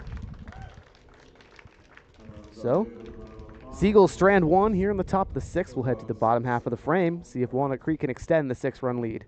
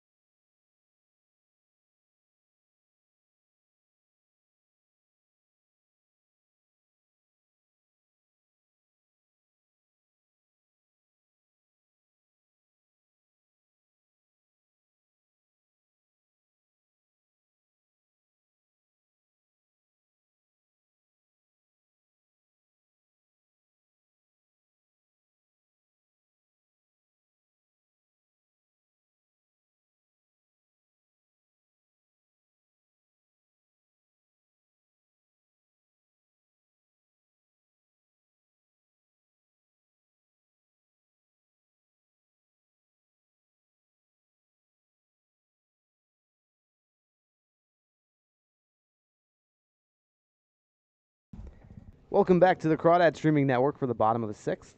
Walnut Creek up 7-1 here on the San Francisco Seagulls. Pitcher Maxwell McGrady took over in the last half inning. Still up to bat. Or still on the mound, I should say, looking to complete his first full inning.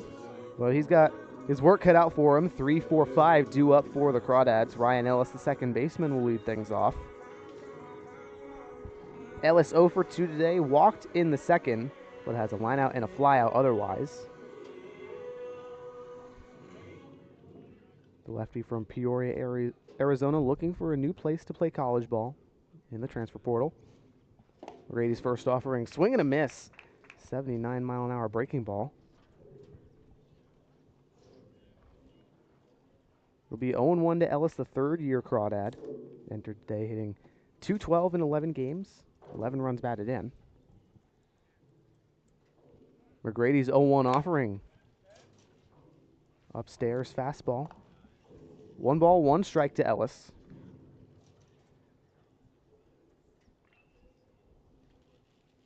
Lefty had a grand slam in the last game against the Seagulls on Friday. Part of a 5-run batted in day.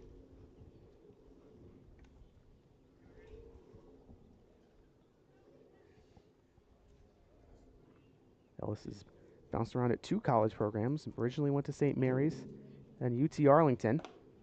As the 1-1 off-speed pitch locates on the outer third, 2-1.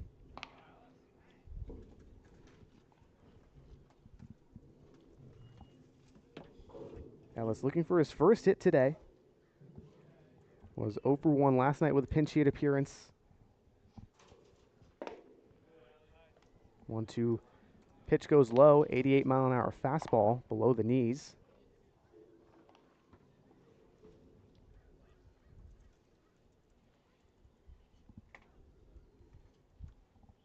Ellis has battled multiple knee injuries throughout his time in high school, so currently rising redshirt senior. As the 2-2 breaking ball goes outside, loads the count full.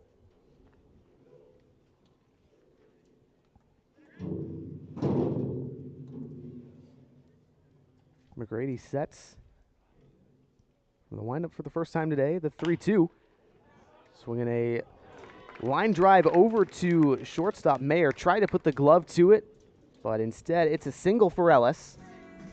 Leadoff man aboard for Walnut Creek. Brandon Clisby, the catcher, up now, has been hit by a pitch in each of his last 2 at-bats. Clisby, the right-handed catcher from local Alamo. Played at Monte Vista right here for his high school ball.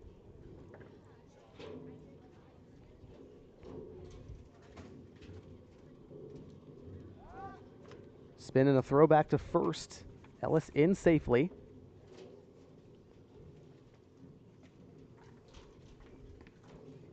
McGrady working from the stretch now. Looks back to second. Ellis with a healthy lead. First offering to Clisby. Fastball on the outer third. Strike 1.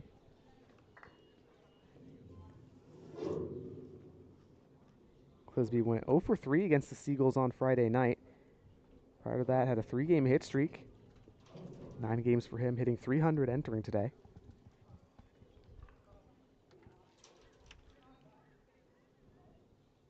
McGrady kicks and deals the 0-1. Swinging a deep drive into left center field. That one going back, and it'll bounce at the warning track. Brandon Clisby with a big double to move both runners into scoring position. That's huge from Clisby because we haven't really seen much of the power from him this year. But again, not too shy of leaving the yard there and drops it right in between right and center. Absolutely. That double, just the second extra base hit on the season for Brandon Clisby, both of them doubles. And now McGrady in some trouble. 2 runners in scoring position, no one out in the bottom of the 6th for John Ewens, the left-handed first baseman for Walnut Creek. Ewens leads the CCL in runs batted in, has 17 on the season in 14 games. .358 hitter entering today, had a single his first at-bat in the second. First offering to Ewens, breaking ball outside. 1 ball, no strikes. Ewens 0 for 3 today, also has 2 groundouts to second.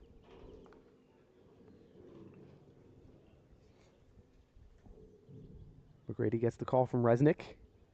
The 1-0. Another breaking ball outside, 78 miles an hour. Ewens, an extremely dangerous hitter up in this scenario. Also tied for the CCL lead in home runs.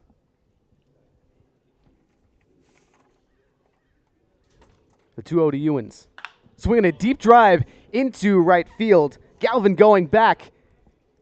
Go over to foul territory and just makes the catch at the line. Ellis tagging over from third. Clisby tags from second. So a deep sacrifice RBI for John Ewens, as that one nearly left the yard. Yeah, and it came in quite a bit toward foul territory, and a good play over there by Santaga to chase it down. So now it's an 8-1 ball game in favor of the Crawdads. Still only 1 out here with Riley Leininger due up. A man who's been very productive today. 2 singles and a walk. He tries to drive in Clisby. Leininger 4 runs batted in on the season. Takes the first offering from McGrady. Breaking ball over the heart of the zone. 0-1 to Leininger, the Georgetown, Texas native. Redshirted his freshman year at Oklahoma, now in the transfer portal.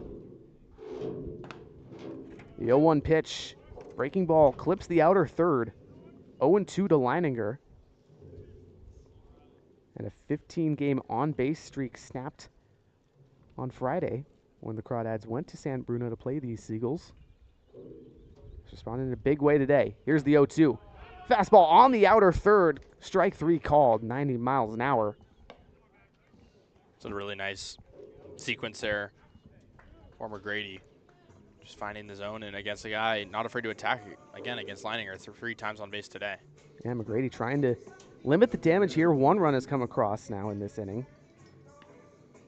And Leininger retired for the first time today. It brings up Joe Coupland, the DH. Reached in the bottom of the 5th on the throwing error by Alan Ramirez. Swiped a bag after that. Still a man in scoring position for Walnut Creek as this one bounces in the dirt. Clisby holds up as Resnick does a fantastic job blocking it. Either way, it's 1-0 on Coupland. But his freshman year at Chabot College over in Hayward, where Walnut Creek played their first couple of games this season. 38 games at Chabot this spring. 265 batting average, 31 runs batted in for Coupland. The 1-0 from McGrady. Check swing on the fastball up and away. Appeal to first says he went around. 1 ball, 1 strike on Coupland.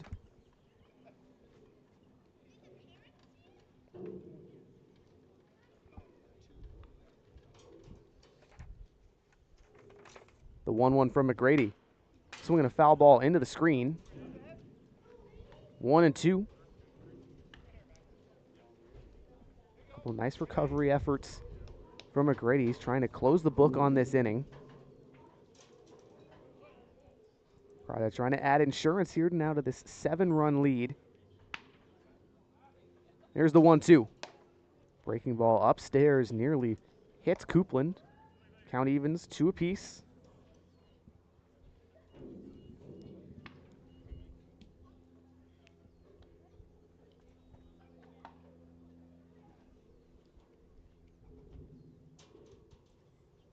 The 2-2 offering to Coupland. Fastball swinging a high pop-up on the right side of the infield. Mayer under it, puts it away. So the Crawdads strand 1. 1 runner scores, though. We'll head back to the top of the 7th, see if the Seagulls have some more runs in their bats right after this.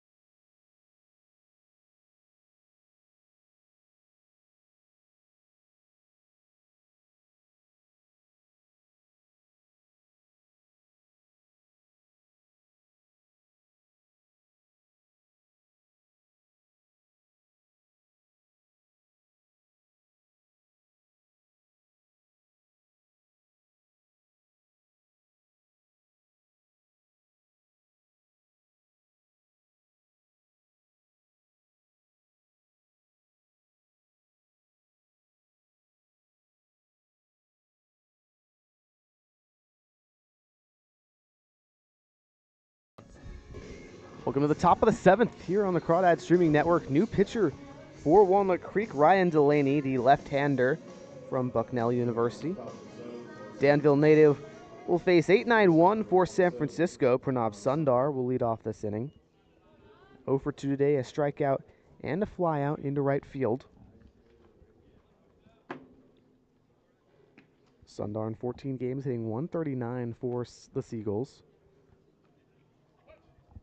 Delaney 4 appearances for Walnut Creek, 7 1/3 innings pitched, 9.81 ERA. Lefty's first offering to Sundar, bounces at home plate, gets behind Clisby. Will be 1-0. Delaney, another guy playing for the Crawdads that went to Monte Vista's rival high school, San Ramon Valley, here in Danville. Played football and baseball there as the 1-0 delivery in the dirt.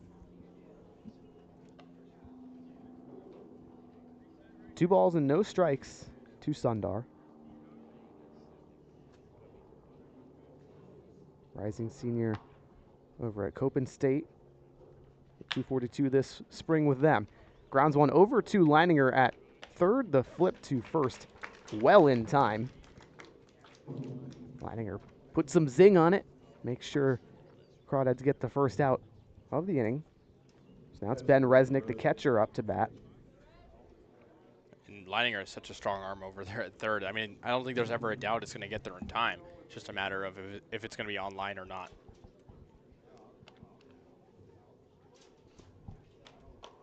So the righty Resnick steps in. Delaney kicks and deals first offering. Breaking ball, check swing. They'll say Resnick went around.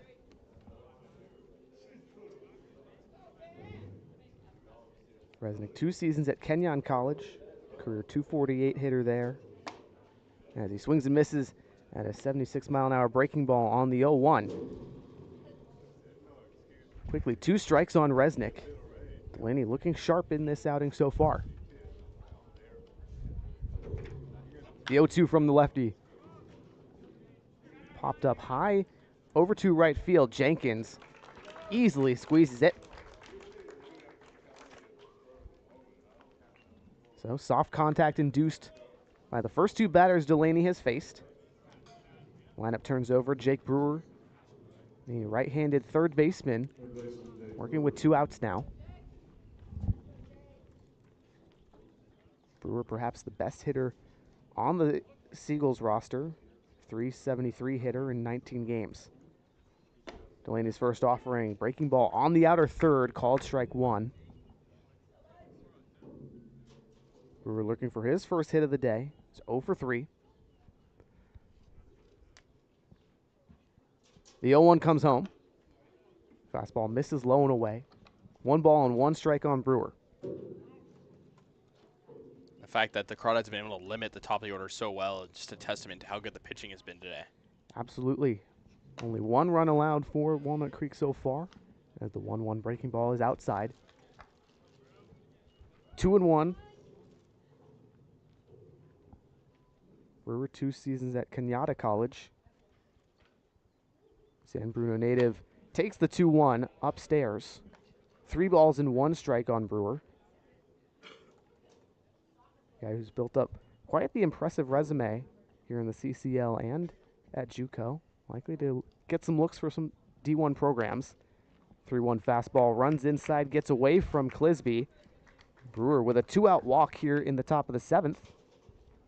And Matt Galvin started at center field, now shifts to right, thanks to the Josh Hansen pinch hit in the last half inning.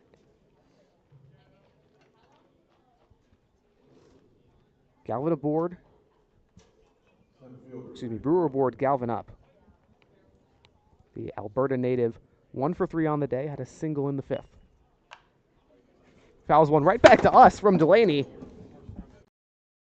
Right into the laptop. Hopefully we are still streaming. It looks like everything's okay currently. But that one right back to us. Yeah, I was trying to make the catch, and I did fail. As did I. I should have grabbed my glove, but oh well. Off speed goes outside. 1-1. That one had just the right trajectory, Casey, right over the top of the screen to go right at our equipment. Could have been physics. worse. Pendulum. Delaney looks to first. Here's the 1-1 to the righty, Galvin. Breaking ball down the middle. 1-2 on the Skagit Valley man.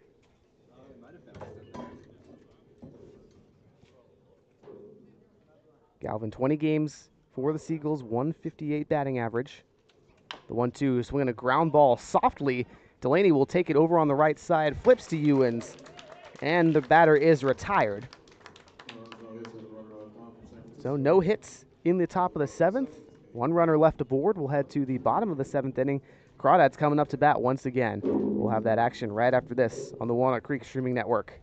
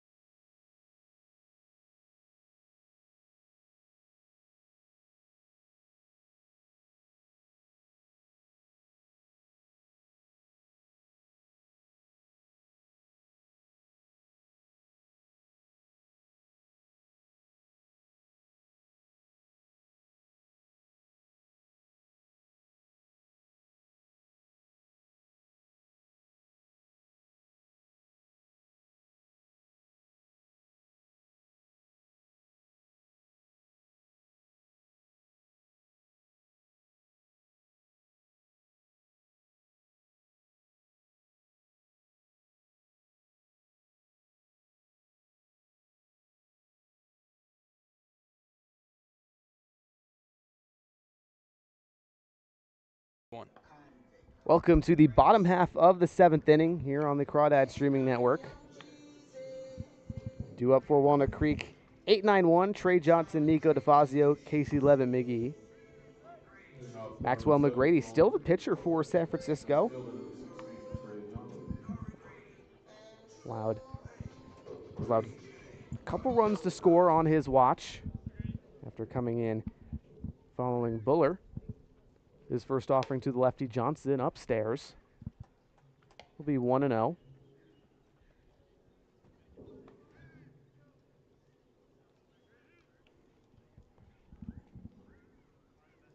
McGrady winds and delivers. The 1-0 fastball on the outer third, strike one called. So it'll be 1-1 to Trey Johnson. Lefty 1 for 2 today, had the RBI double in the second as he takes outside. 2-1 now.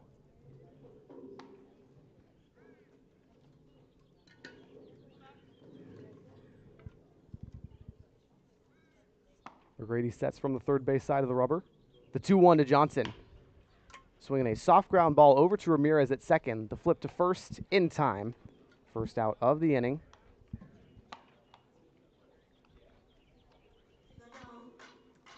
Yeah, and I think I want to speak on just for a moment the Crawdads pitching recovering yesterday after giving up double-digit runs now today, only giving up one. Just speaks to maybe some of the inconsistencies we've seen from the pitching, but also a good ability to recover. Absolutely. It's been a very good outing, all things considered, for Walnut Creek. As Nico DeFazio steps in, takes the first offering low, ball one.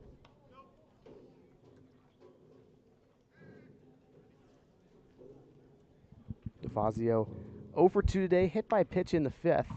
2 ground outs, looking for his first knock of the day. The 1-0 from McGrady, looping curveball, sits in the heart of the zone, 1-1 count. Right-handed shortstop, ready to go. McGrady comes home on the 1-1. Fastball on the low outside corner, 87 miles an hour, called strike 2. Fazio would have had a hard time reaching that one, but the count moves to 1-2. The delivery from McGrady. Breaking ball swing and a soft ground ball over to third. Johnson charging the throw to first. Out of the glove, not in time. Sundar doesn't get the pick. So that's a base hit for Trey Johnson, or excuse me, Nico DeFazio, his first of the day. And excuse me, that is number 14, Finn Whalen, playing first base, not Ethan Johnson.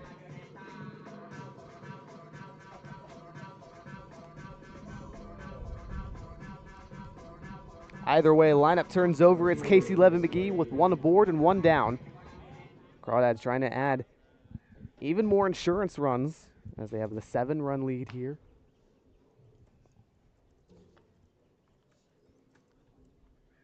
McGrady, a pickoff towards first. Johnson slides, excuse me, DeFazio slides in safely.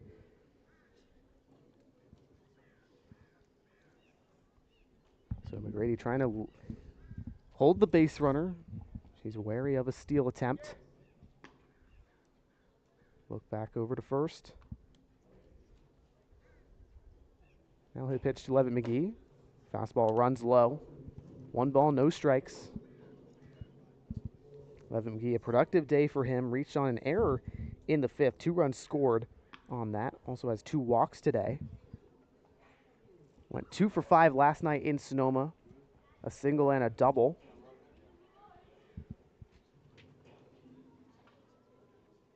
McGrady's 1-0 offering. So we're going to drive into center field. Hansen under it, puts it away. That one roped on a line out there. But Hansen doesn't have to work too hard at it. Either way, still 1 aboard. Sam Jenkins up with 2 outs for Walnut Creek. Jenkins 0 for 2 today. 2 walks, 2 flyouts.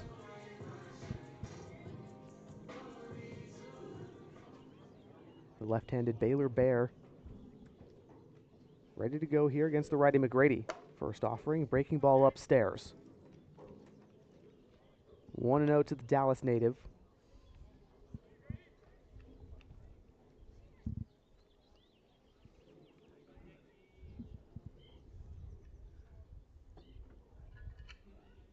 Reed checks back over to first. DeFazio, a short lead. The 1-0 pitch to Jenkins. Swinging a high chopper through the infield on the left side. Jenkins, his first single of the day, he was due. He was due. Had a couple of hard hit balls early in the game, especially that first time up, and then a pair of walks. Good to see Jenkins extend his streak. He's been hitting very well these past few weeks. Absolutely. Didn't get a hit yesterday, but a 3-game hitting streak entering last night's game in Sonoma. So now hits in 4 of his last 5. Ryan Ellis, another man who broke a hitless streak earlier today, led off the 6th inning with a base hit. 1 for 4 today. Lefty Ellis working with 2 aboard. McGrady looks to second at DeFazio. Kicks and fires, breaking ball. Called strike on the outer third.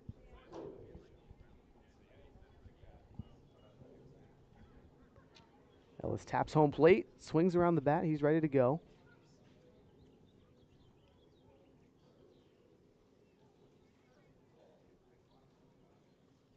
The 0-1 from McGrady.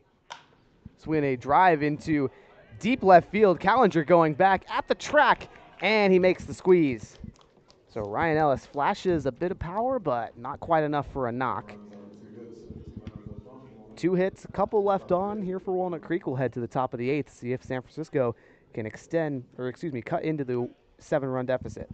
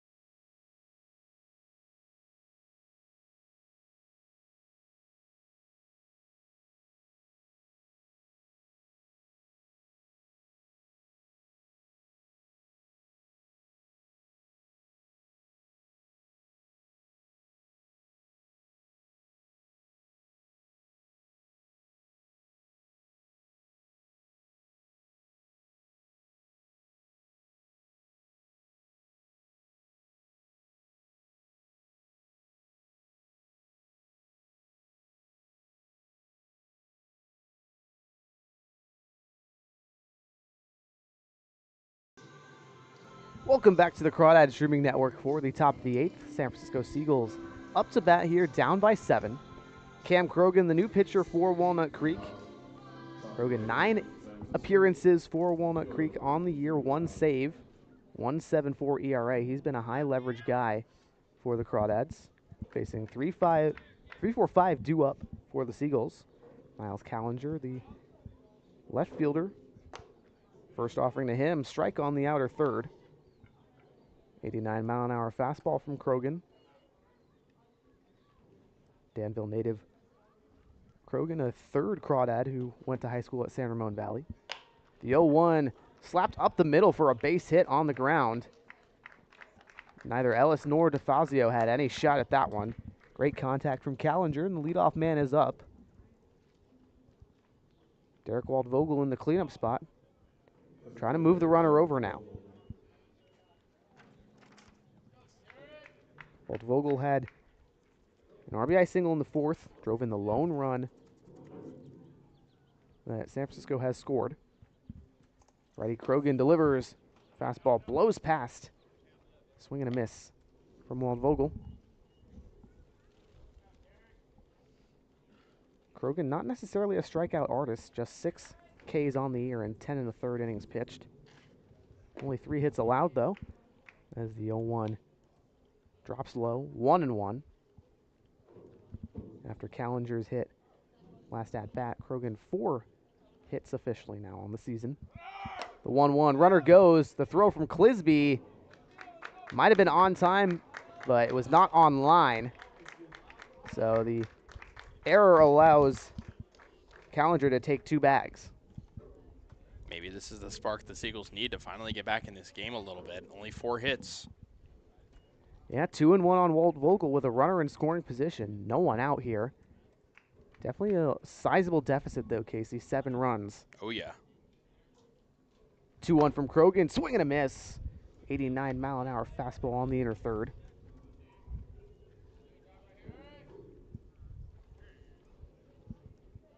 Krogan, a rising junior at Pepperdine. Spent 2 years with the Waves as the 2-2 offering. 90-mile-an-hour fastball gets another bite. Waldvogel misses, so he's retired on strikes.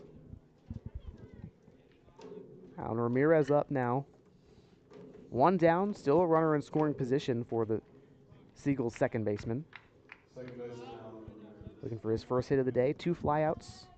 Had a walk earlier, his first time on base. First offering outside.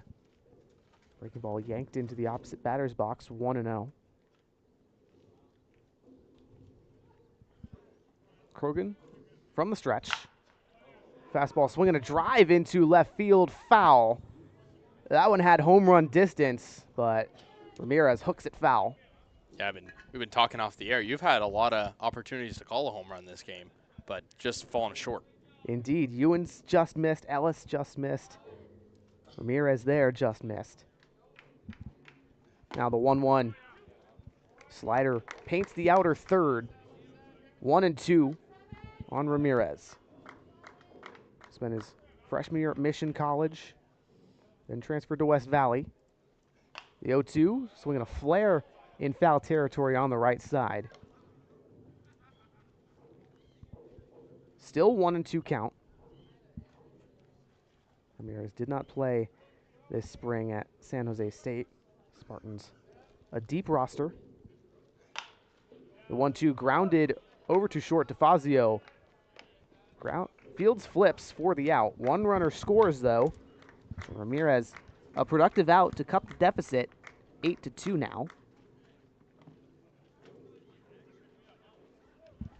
2 down in the top of the 8th. And Josh Hansen, pinch hit for Shane Santaga earlier, now playing center field. Walked in that pinch hit appearance. Riley will take his first at-bat against Krogan. First offering from the 6'4" righty. Breaking ball runs inside. 1-0 to Hansen.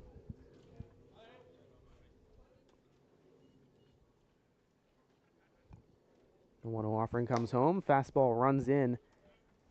2 balls, no strikes on Josh Hansen, former USC Trojan.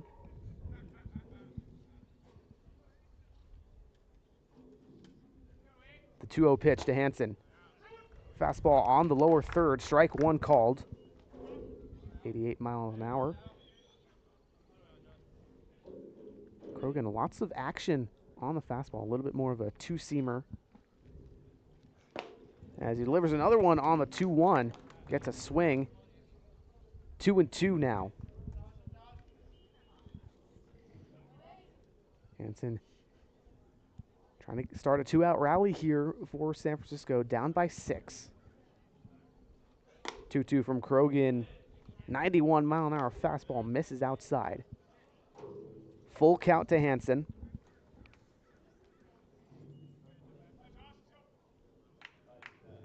Krogan sets at the belt. Short kick deals the payoff. Swinging a foul ball. Goes below Clisby. So Hansen staying alive.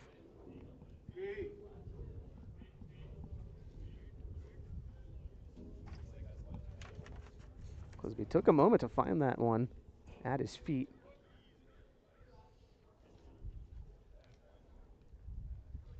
The payoff from Krogan, fastball inside. So 2 walks for Josh Hansen in his Seagulls debut. Productive day for him. Thomas Mayer, the shortstop, up. Cam Krogan, second base runner allowed now in this inning. Shortstop Thomas Mayer.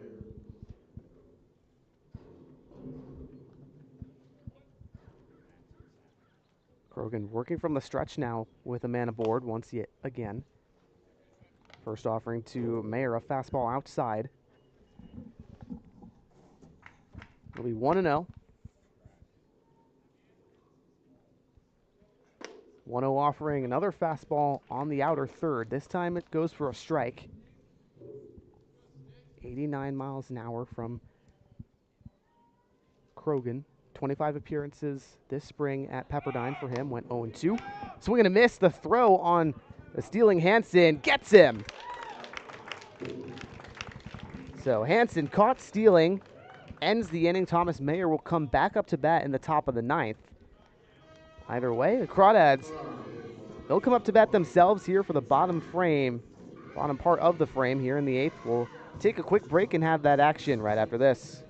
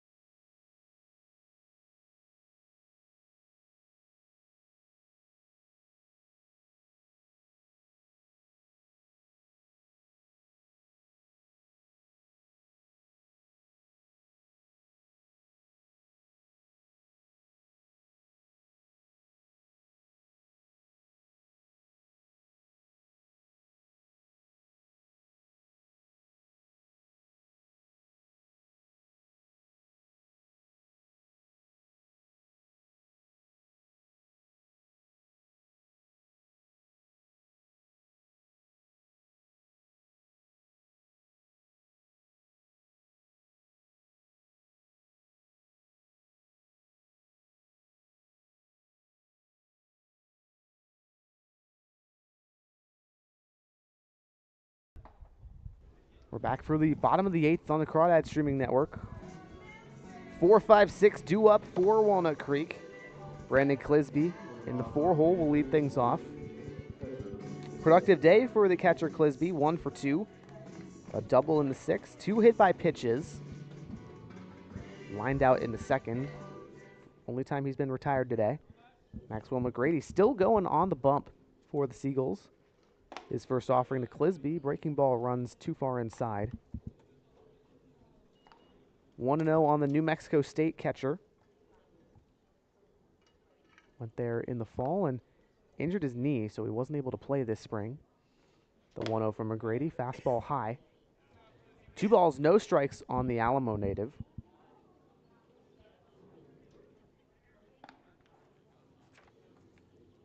McGrady working from the third base side of the rubber.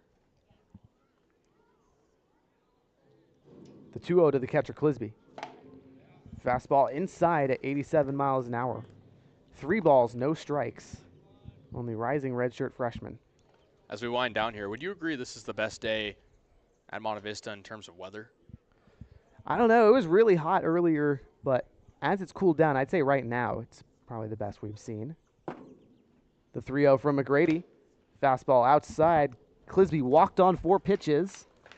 Leadoff man aboard for Walnut Creek, and it brings up John Ewens. Ewens 1 for 4 today. Had a single in the second, then grounded out in his second at-bat in that inning.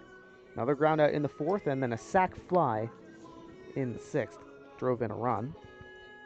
First baseman John. It's now 8 walks. Crawdads have walked quite a bit today.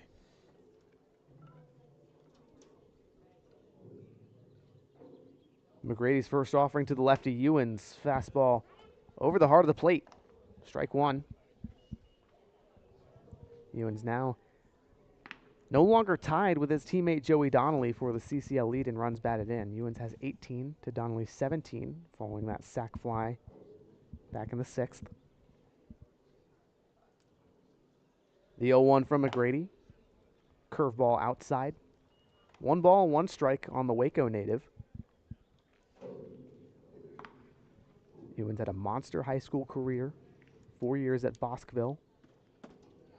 0.73 ERA on the mound. 231 strikeouts in 130 innings pitched. Also hit .473, 129 runs batted in. The 1-1 to Ewens, fastball inside. McGrady struggled with his command pretty much all day today, Casey, but has found ways to limit the damage despite that.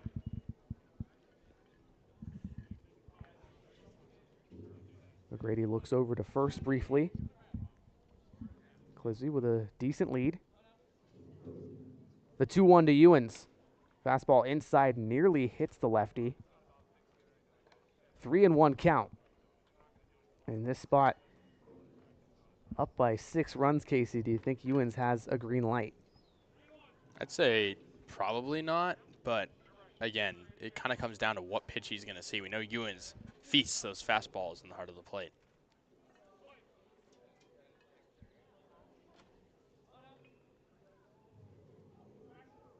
McGrady's 3-1. Fastball on the outer third, called strike.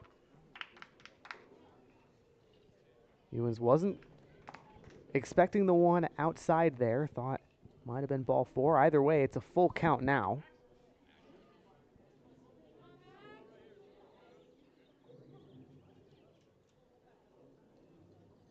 Here's the payoff from McGrady. Swinging a foul ball off of Ewens' front foot.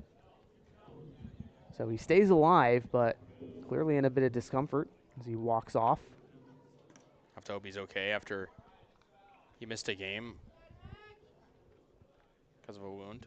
Yeah, was hit by a pitch last weekend against the Arroyo Seco Saints, then did not play the next day against the Sonoma Stompers. Ewens still a little bit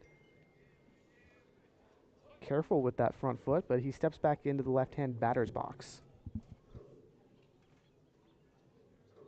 The 3-2 to Ewens. Swinging a rip into right field, down for extra bases. Ewens rounding first as Galvin struggling with it at the warning track. Clisby's being waved home. Ewens with a sliding triple. His first of the year and another RBI. Wow, he was racing. Big strides for Ewens and second triple of the year for the Crawdads. Both of them belonging to the Baylor guys. Indeed. Sam Jenkins had the first one last week, and then Ewens with the second triple of the season today. And make that another RBI on his CCL North total, increasing his lead.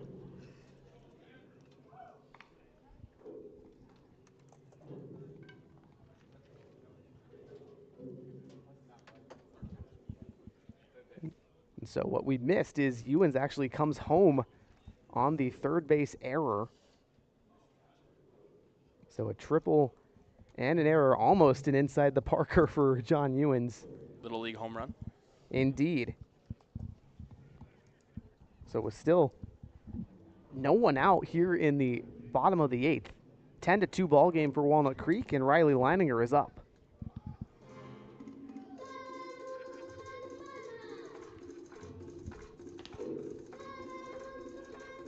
Brief conference between the pitching coach for San Francisco, McGrady, and the catcher, Resnick.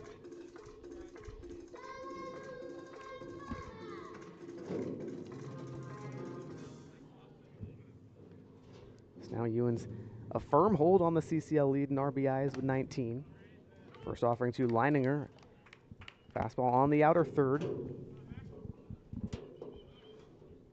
0-1 to the 6'2", 225-pound lefty. Leininger, two-time district MVP at Georgetown High School. The 0-1 fastball inside. 1-1 to Leininger. Playing in his 18th game for Walnut Creek this season, has been pretty much the undisputed third baseman.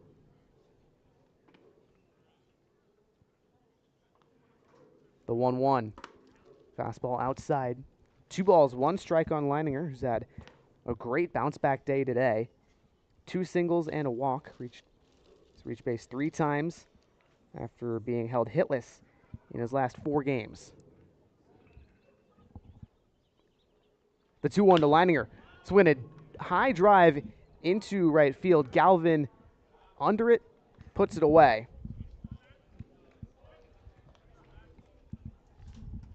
That one looked a little bit deeper off the bat, but ultimately looks like it arced a little bit and came crashing down. So now there's 1 out in the top of the 8th. Joe Coupland, the designated hitter. Got another opportunity to get aboard. Coupland has reached base safely twice, 1 on a fielder's choice in the second time on an error in the 5th. Despite that, he's yet to record a hit. McGrady's first offering to the righty. Swinging a high pop-up in the infield. Foul territory, Sundar calling for it, and he makes the play from first base.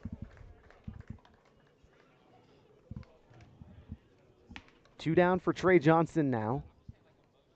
Another guy having a productive day. RBI double in the 2nd, walked in the 5th. 2 groundouts otherwise, 1 for 3 day for the Skyline College man.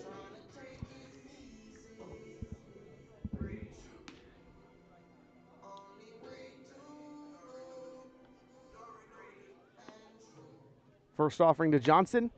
So we're going to flare on the left side into foul territory. Johnson almost got away with a shallow single, but not quite in fair grounds. So it'll be 0-1 to him.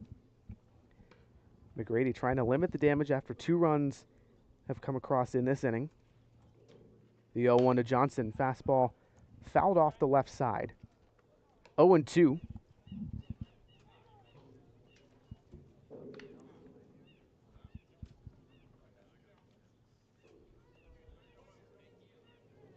Righty McGrady looking for a put away here. The 0-2 to Johnson. Curveball outside. 1 ball and 2 strikes.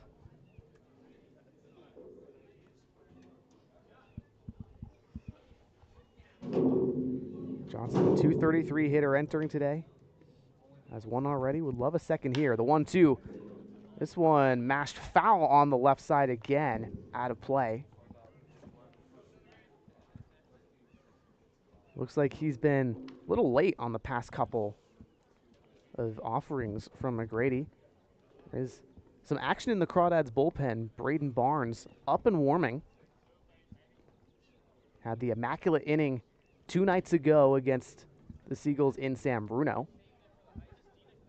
Sure, I'll be itching to do that again. 2nd in the CCL in strikeouts, 23, Barnes is.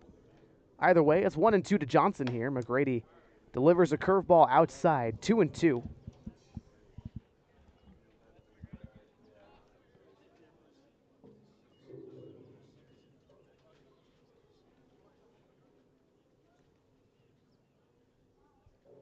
McGrady with the 2-2 now. Kicks and delivers. Slow chopper over to Ramirez at 2nd. The throw to first. A nice play, but it's not in time. Trey Johnson legs out an infield single. Johnson had one of the hardest hit balls of this game and then taking what he can get. Now with 2 hits on the game. Yeah, very productive bounce back game for him. As here comes Seagulls head coach Mark Cavigula. Maxwell McGrady's day is done, and here comes Reese Appleby. The right-hander from Cal Poly at San Luis Obispo will take a brief step away while Appleby warms up. Still 2 down in the bottom of the 8th, 1 runner aboard We'll be right back on the Crawdads Streaming Network.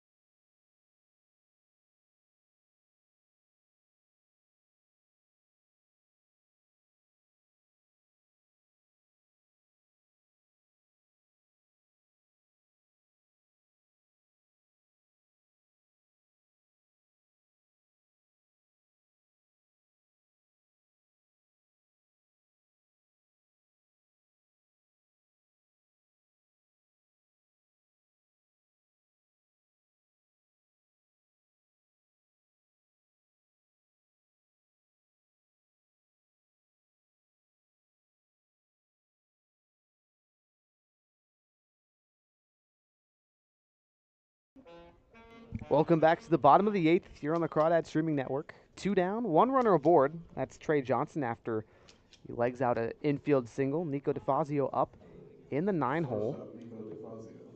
DeFazio 1 for 3 today, had a single back in the 7th. A hit by pitch in the 5th, 2 ground outs beyond that. Appleby, the new pitcher, fires off speed, fouled back. Appleby, the man at Cal Poly Slow's club team. 5 games this spring for them, 2.31 ERA.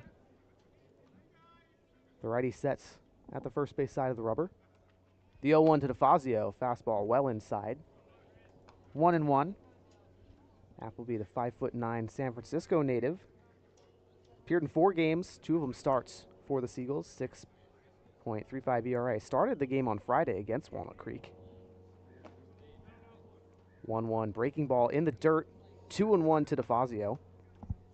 Appleby went 3 innings on Friday against Walnut Creek, allowed 4 runs on 3 hits, including the grand slam to Ryan Ellis.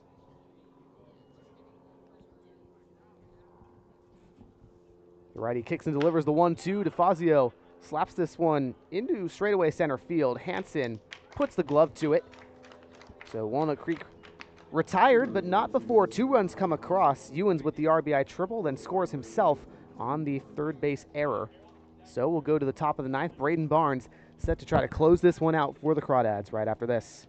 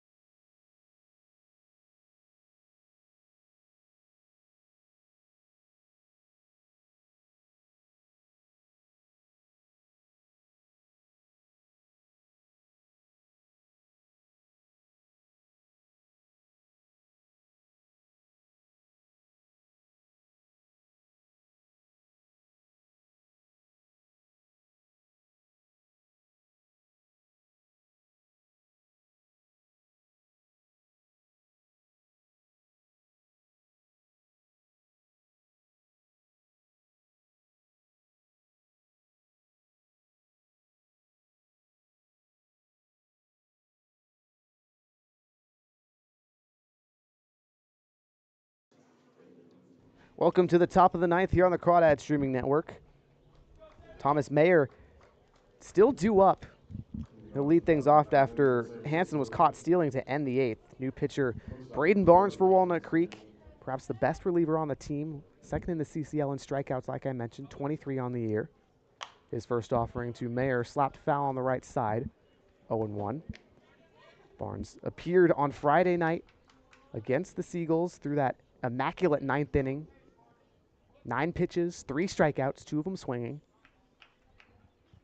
The New Mexico State Aggie fires a breaking ball on the 0-1, called strike.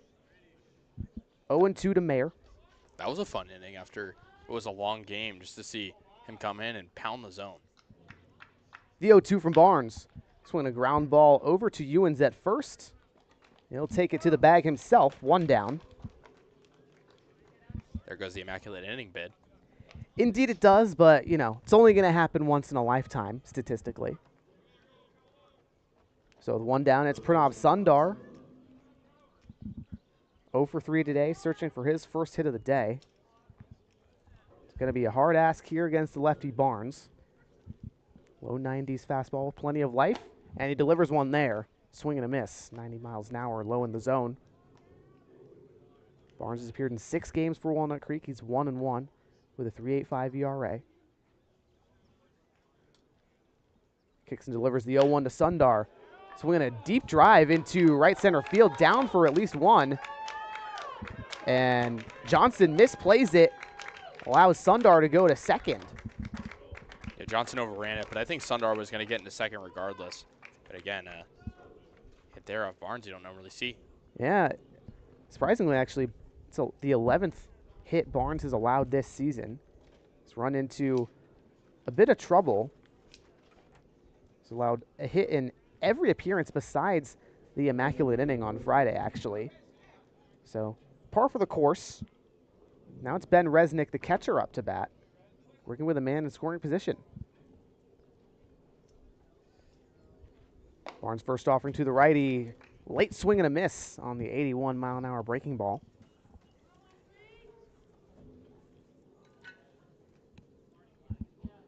Resnick, another man looking for his first hit of the day. 0-1 fastball low at 90 miles an hour. 1 ball, 1 strike on Resnick. He's pitched a couple times for the Seagulls, including on Thursday against Walnut Creek, as he swings and fouls this one back just at the feet of Clisby. 0-2 on Resnick. 1-2. Barnes from the first base side of the rubber. Sets chest high. Kicks and deals. Swinging a high fly ball into center field. Johnson nearly at the warning track, but he makes the grab. It's a really good tracking job by Johnson. That ball was carrying a bit out to left center. I didn't think it was initially going to get that far, but that was tailing toward the track. So nice job there as Finn Whalen is up to bat. Came in defensively instead of Jake Brewer. Whalen, his first at-bat of the day now. Swings in, drives one in foul territory down the left field side. As Casey, as you might be able to see, a couple of geese sitting on the deep left field line. Yeah, got to watch out for balls, as it looks like one of them's heading in fair territory.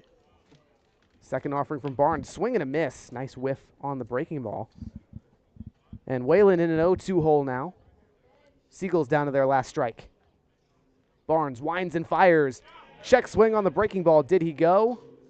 Drop third strike. They'll say yes. Clisby tags. Barnes picks up his 24th strikeout on the year. Reties the CCL lead. But the big picture is, Casey, the Crawdads win 10-2 here in Monte Vista. Last game of the week. They'll get the day off tomorrow before they come back to play the Seagulls here Tuesday again for the last time in the season. Then one more against Menlo on Wednesday. A 2-game break before they head to San Luis Obispo next weekend. So overall takeaways on today, Casey. Yeah, I mean, it's a game they're expecting to win, but big to get back in the win column and put up double digits after losing the way they did yesterday. And again, the pitching continuing to shine. Dylan McShane started really good for the Crawdads, and that big second inning set the tone for the rest of the way. A big win, and they're going to go for the season sweep over the Seagulls coming up. Absolutely. So that'll do it for us here on the Crawdad Streaming Network. Thank you so much, everybody, for tuning in here on this lovely Sunday evening. We'll see all of you again Tuesday, same time, 4 o'clock, right here at Monte Vista Field in Danville. For Kasey Kazliner, Charlie Limoncelli, have a wonderful evening, and we'll see you all on Tuesday.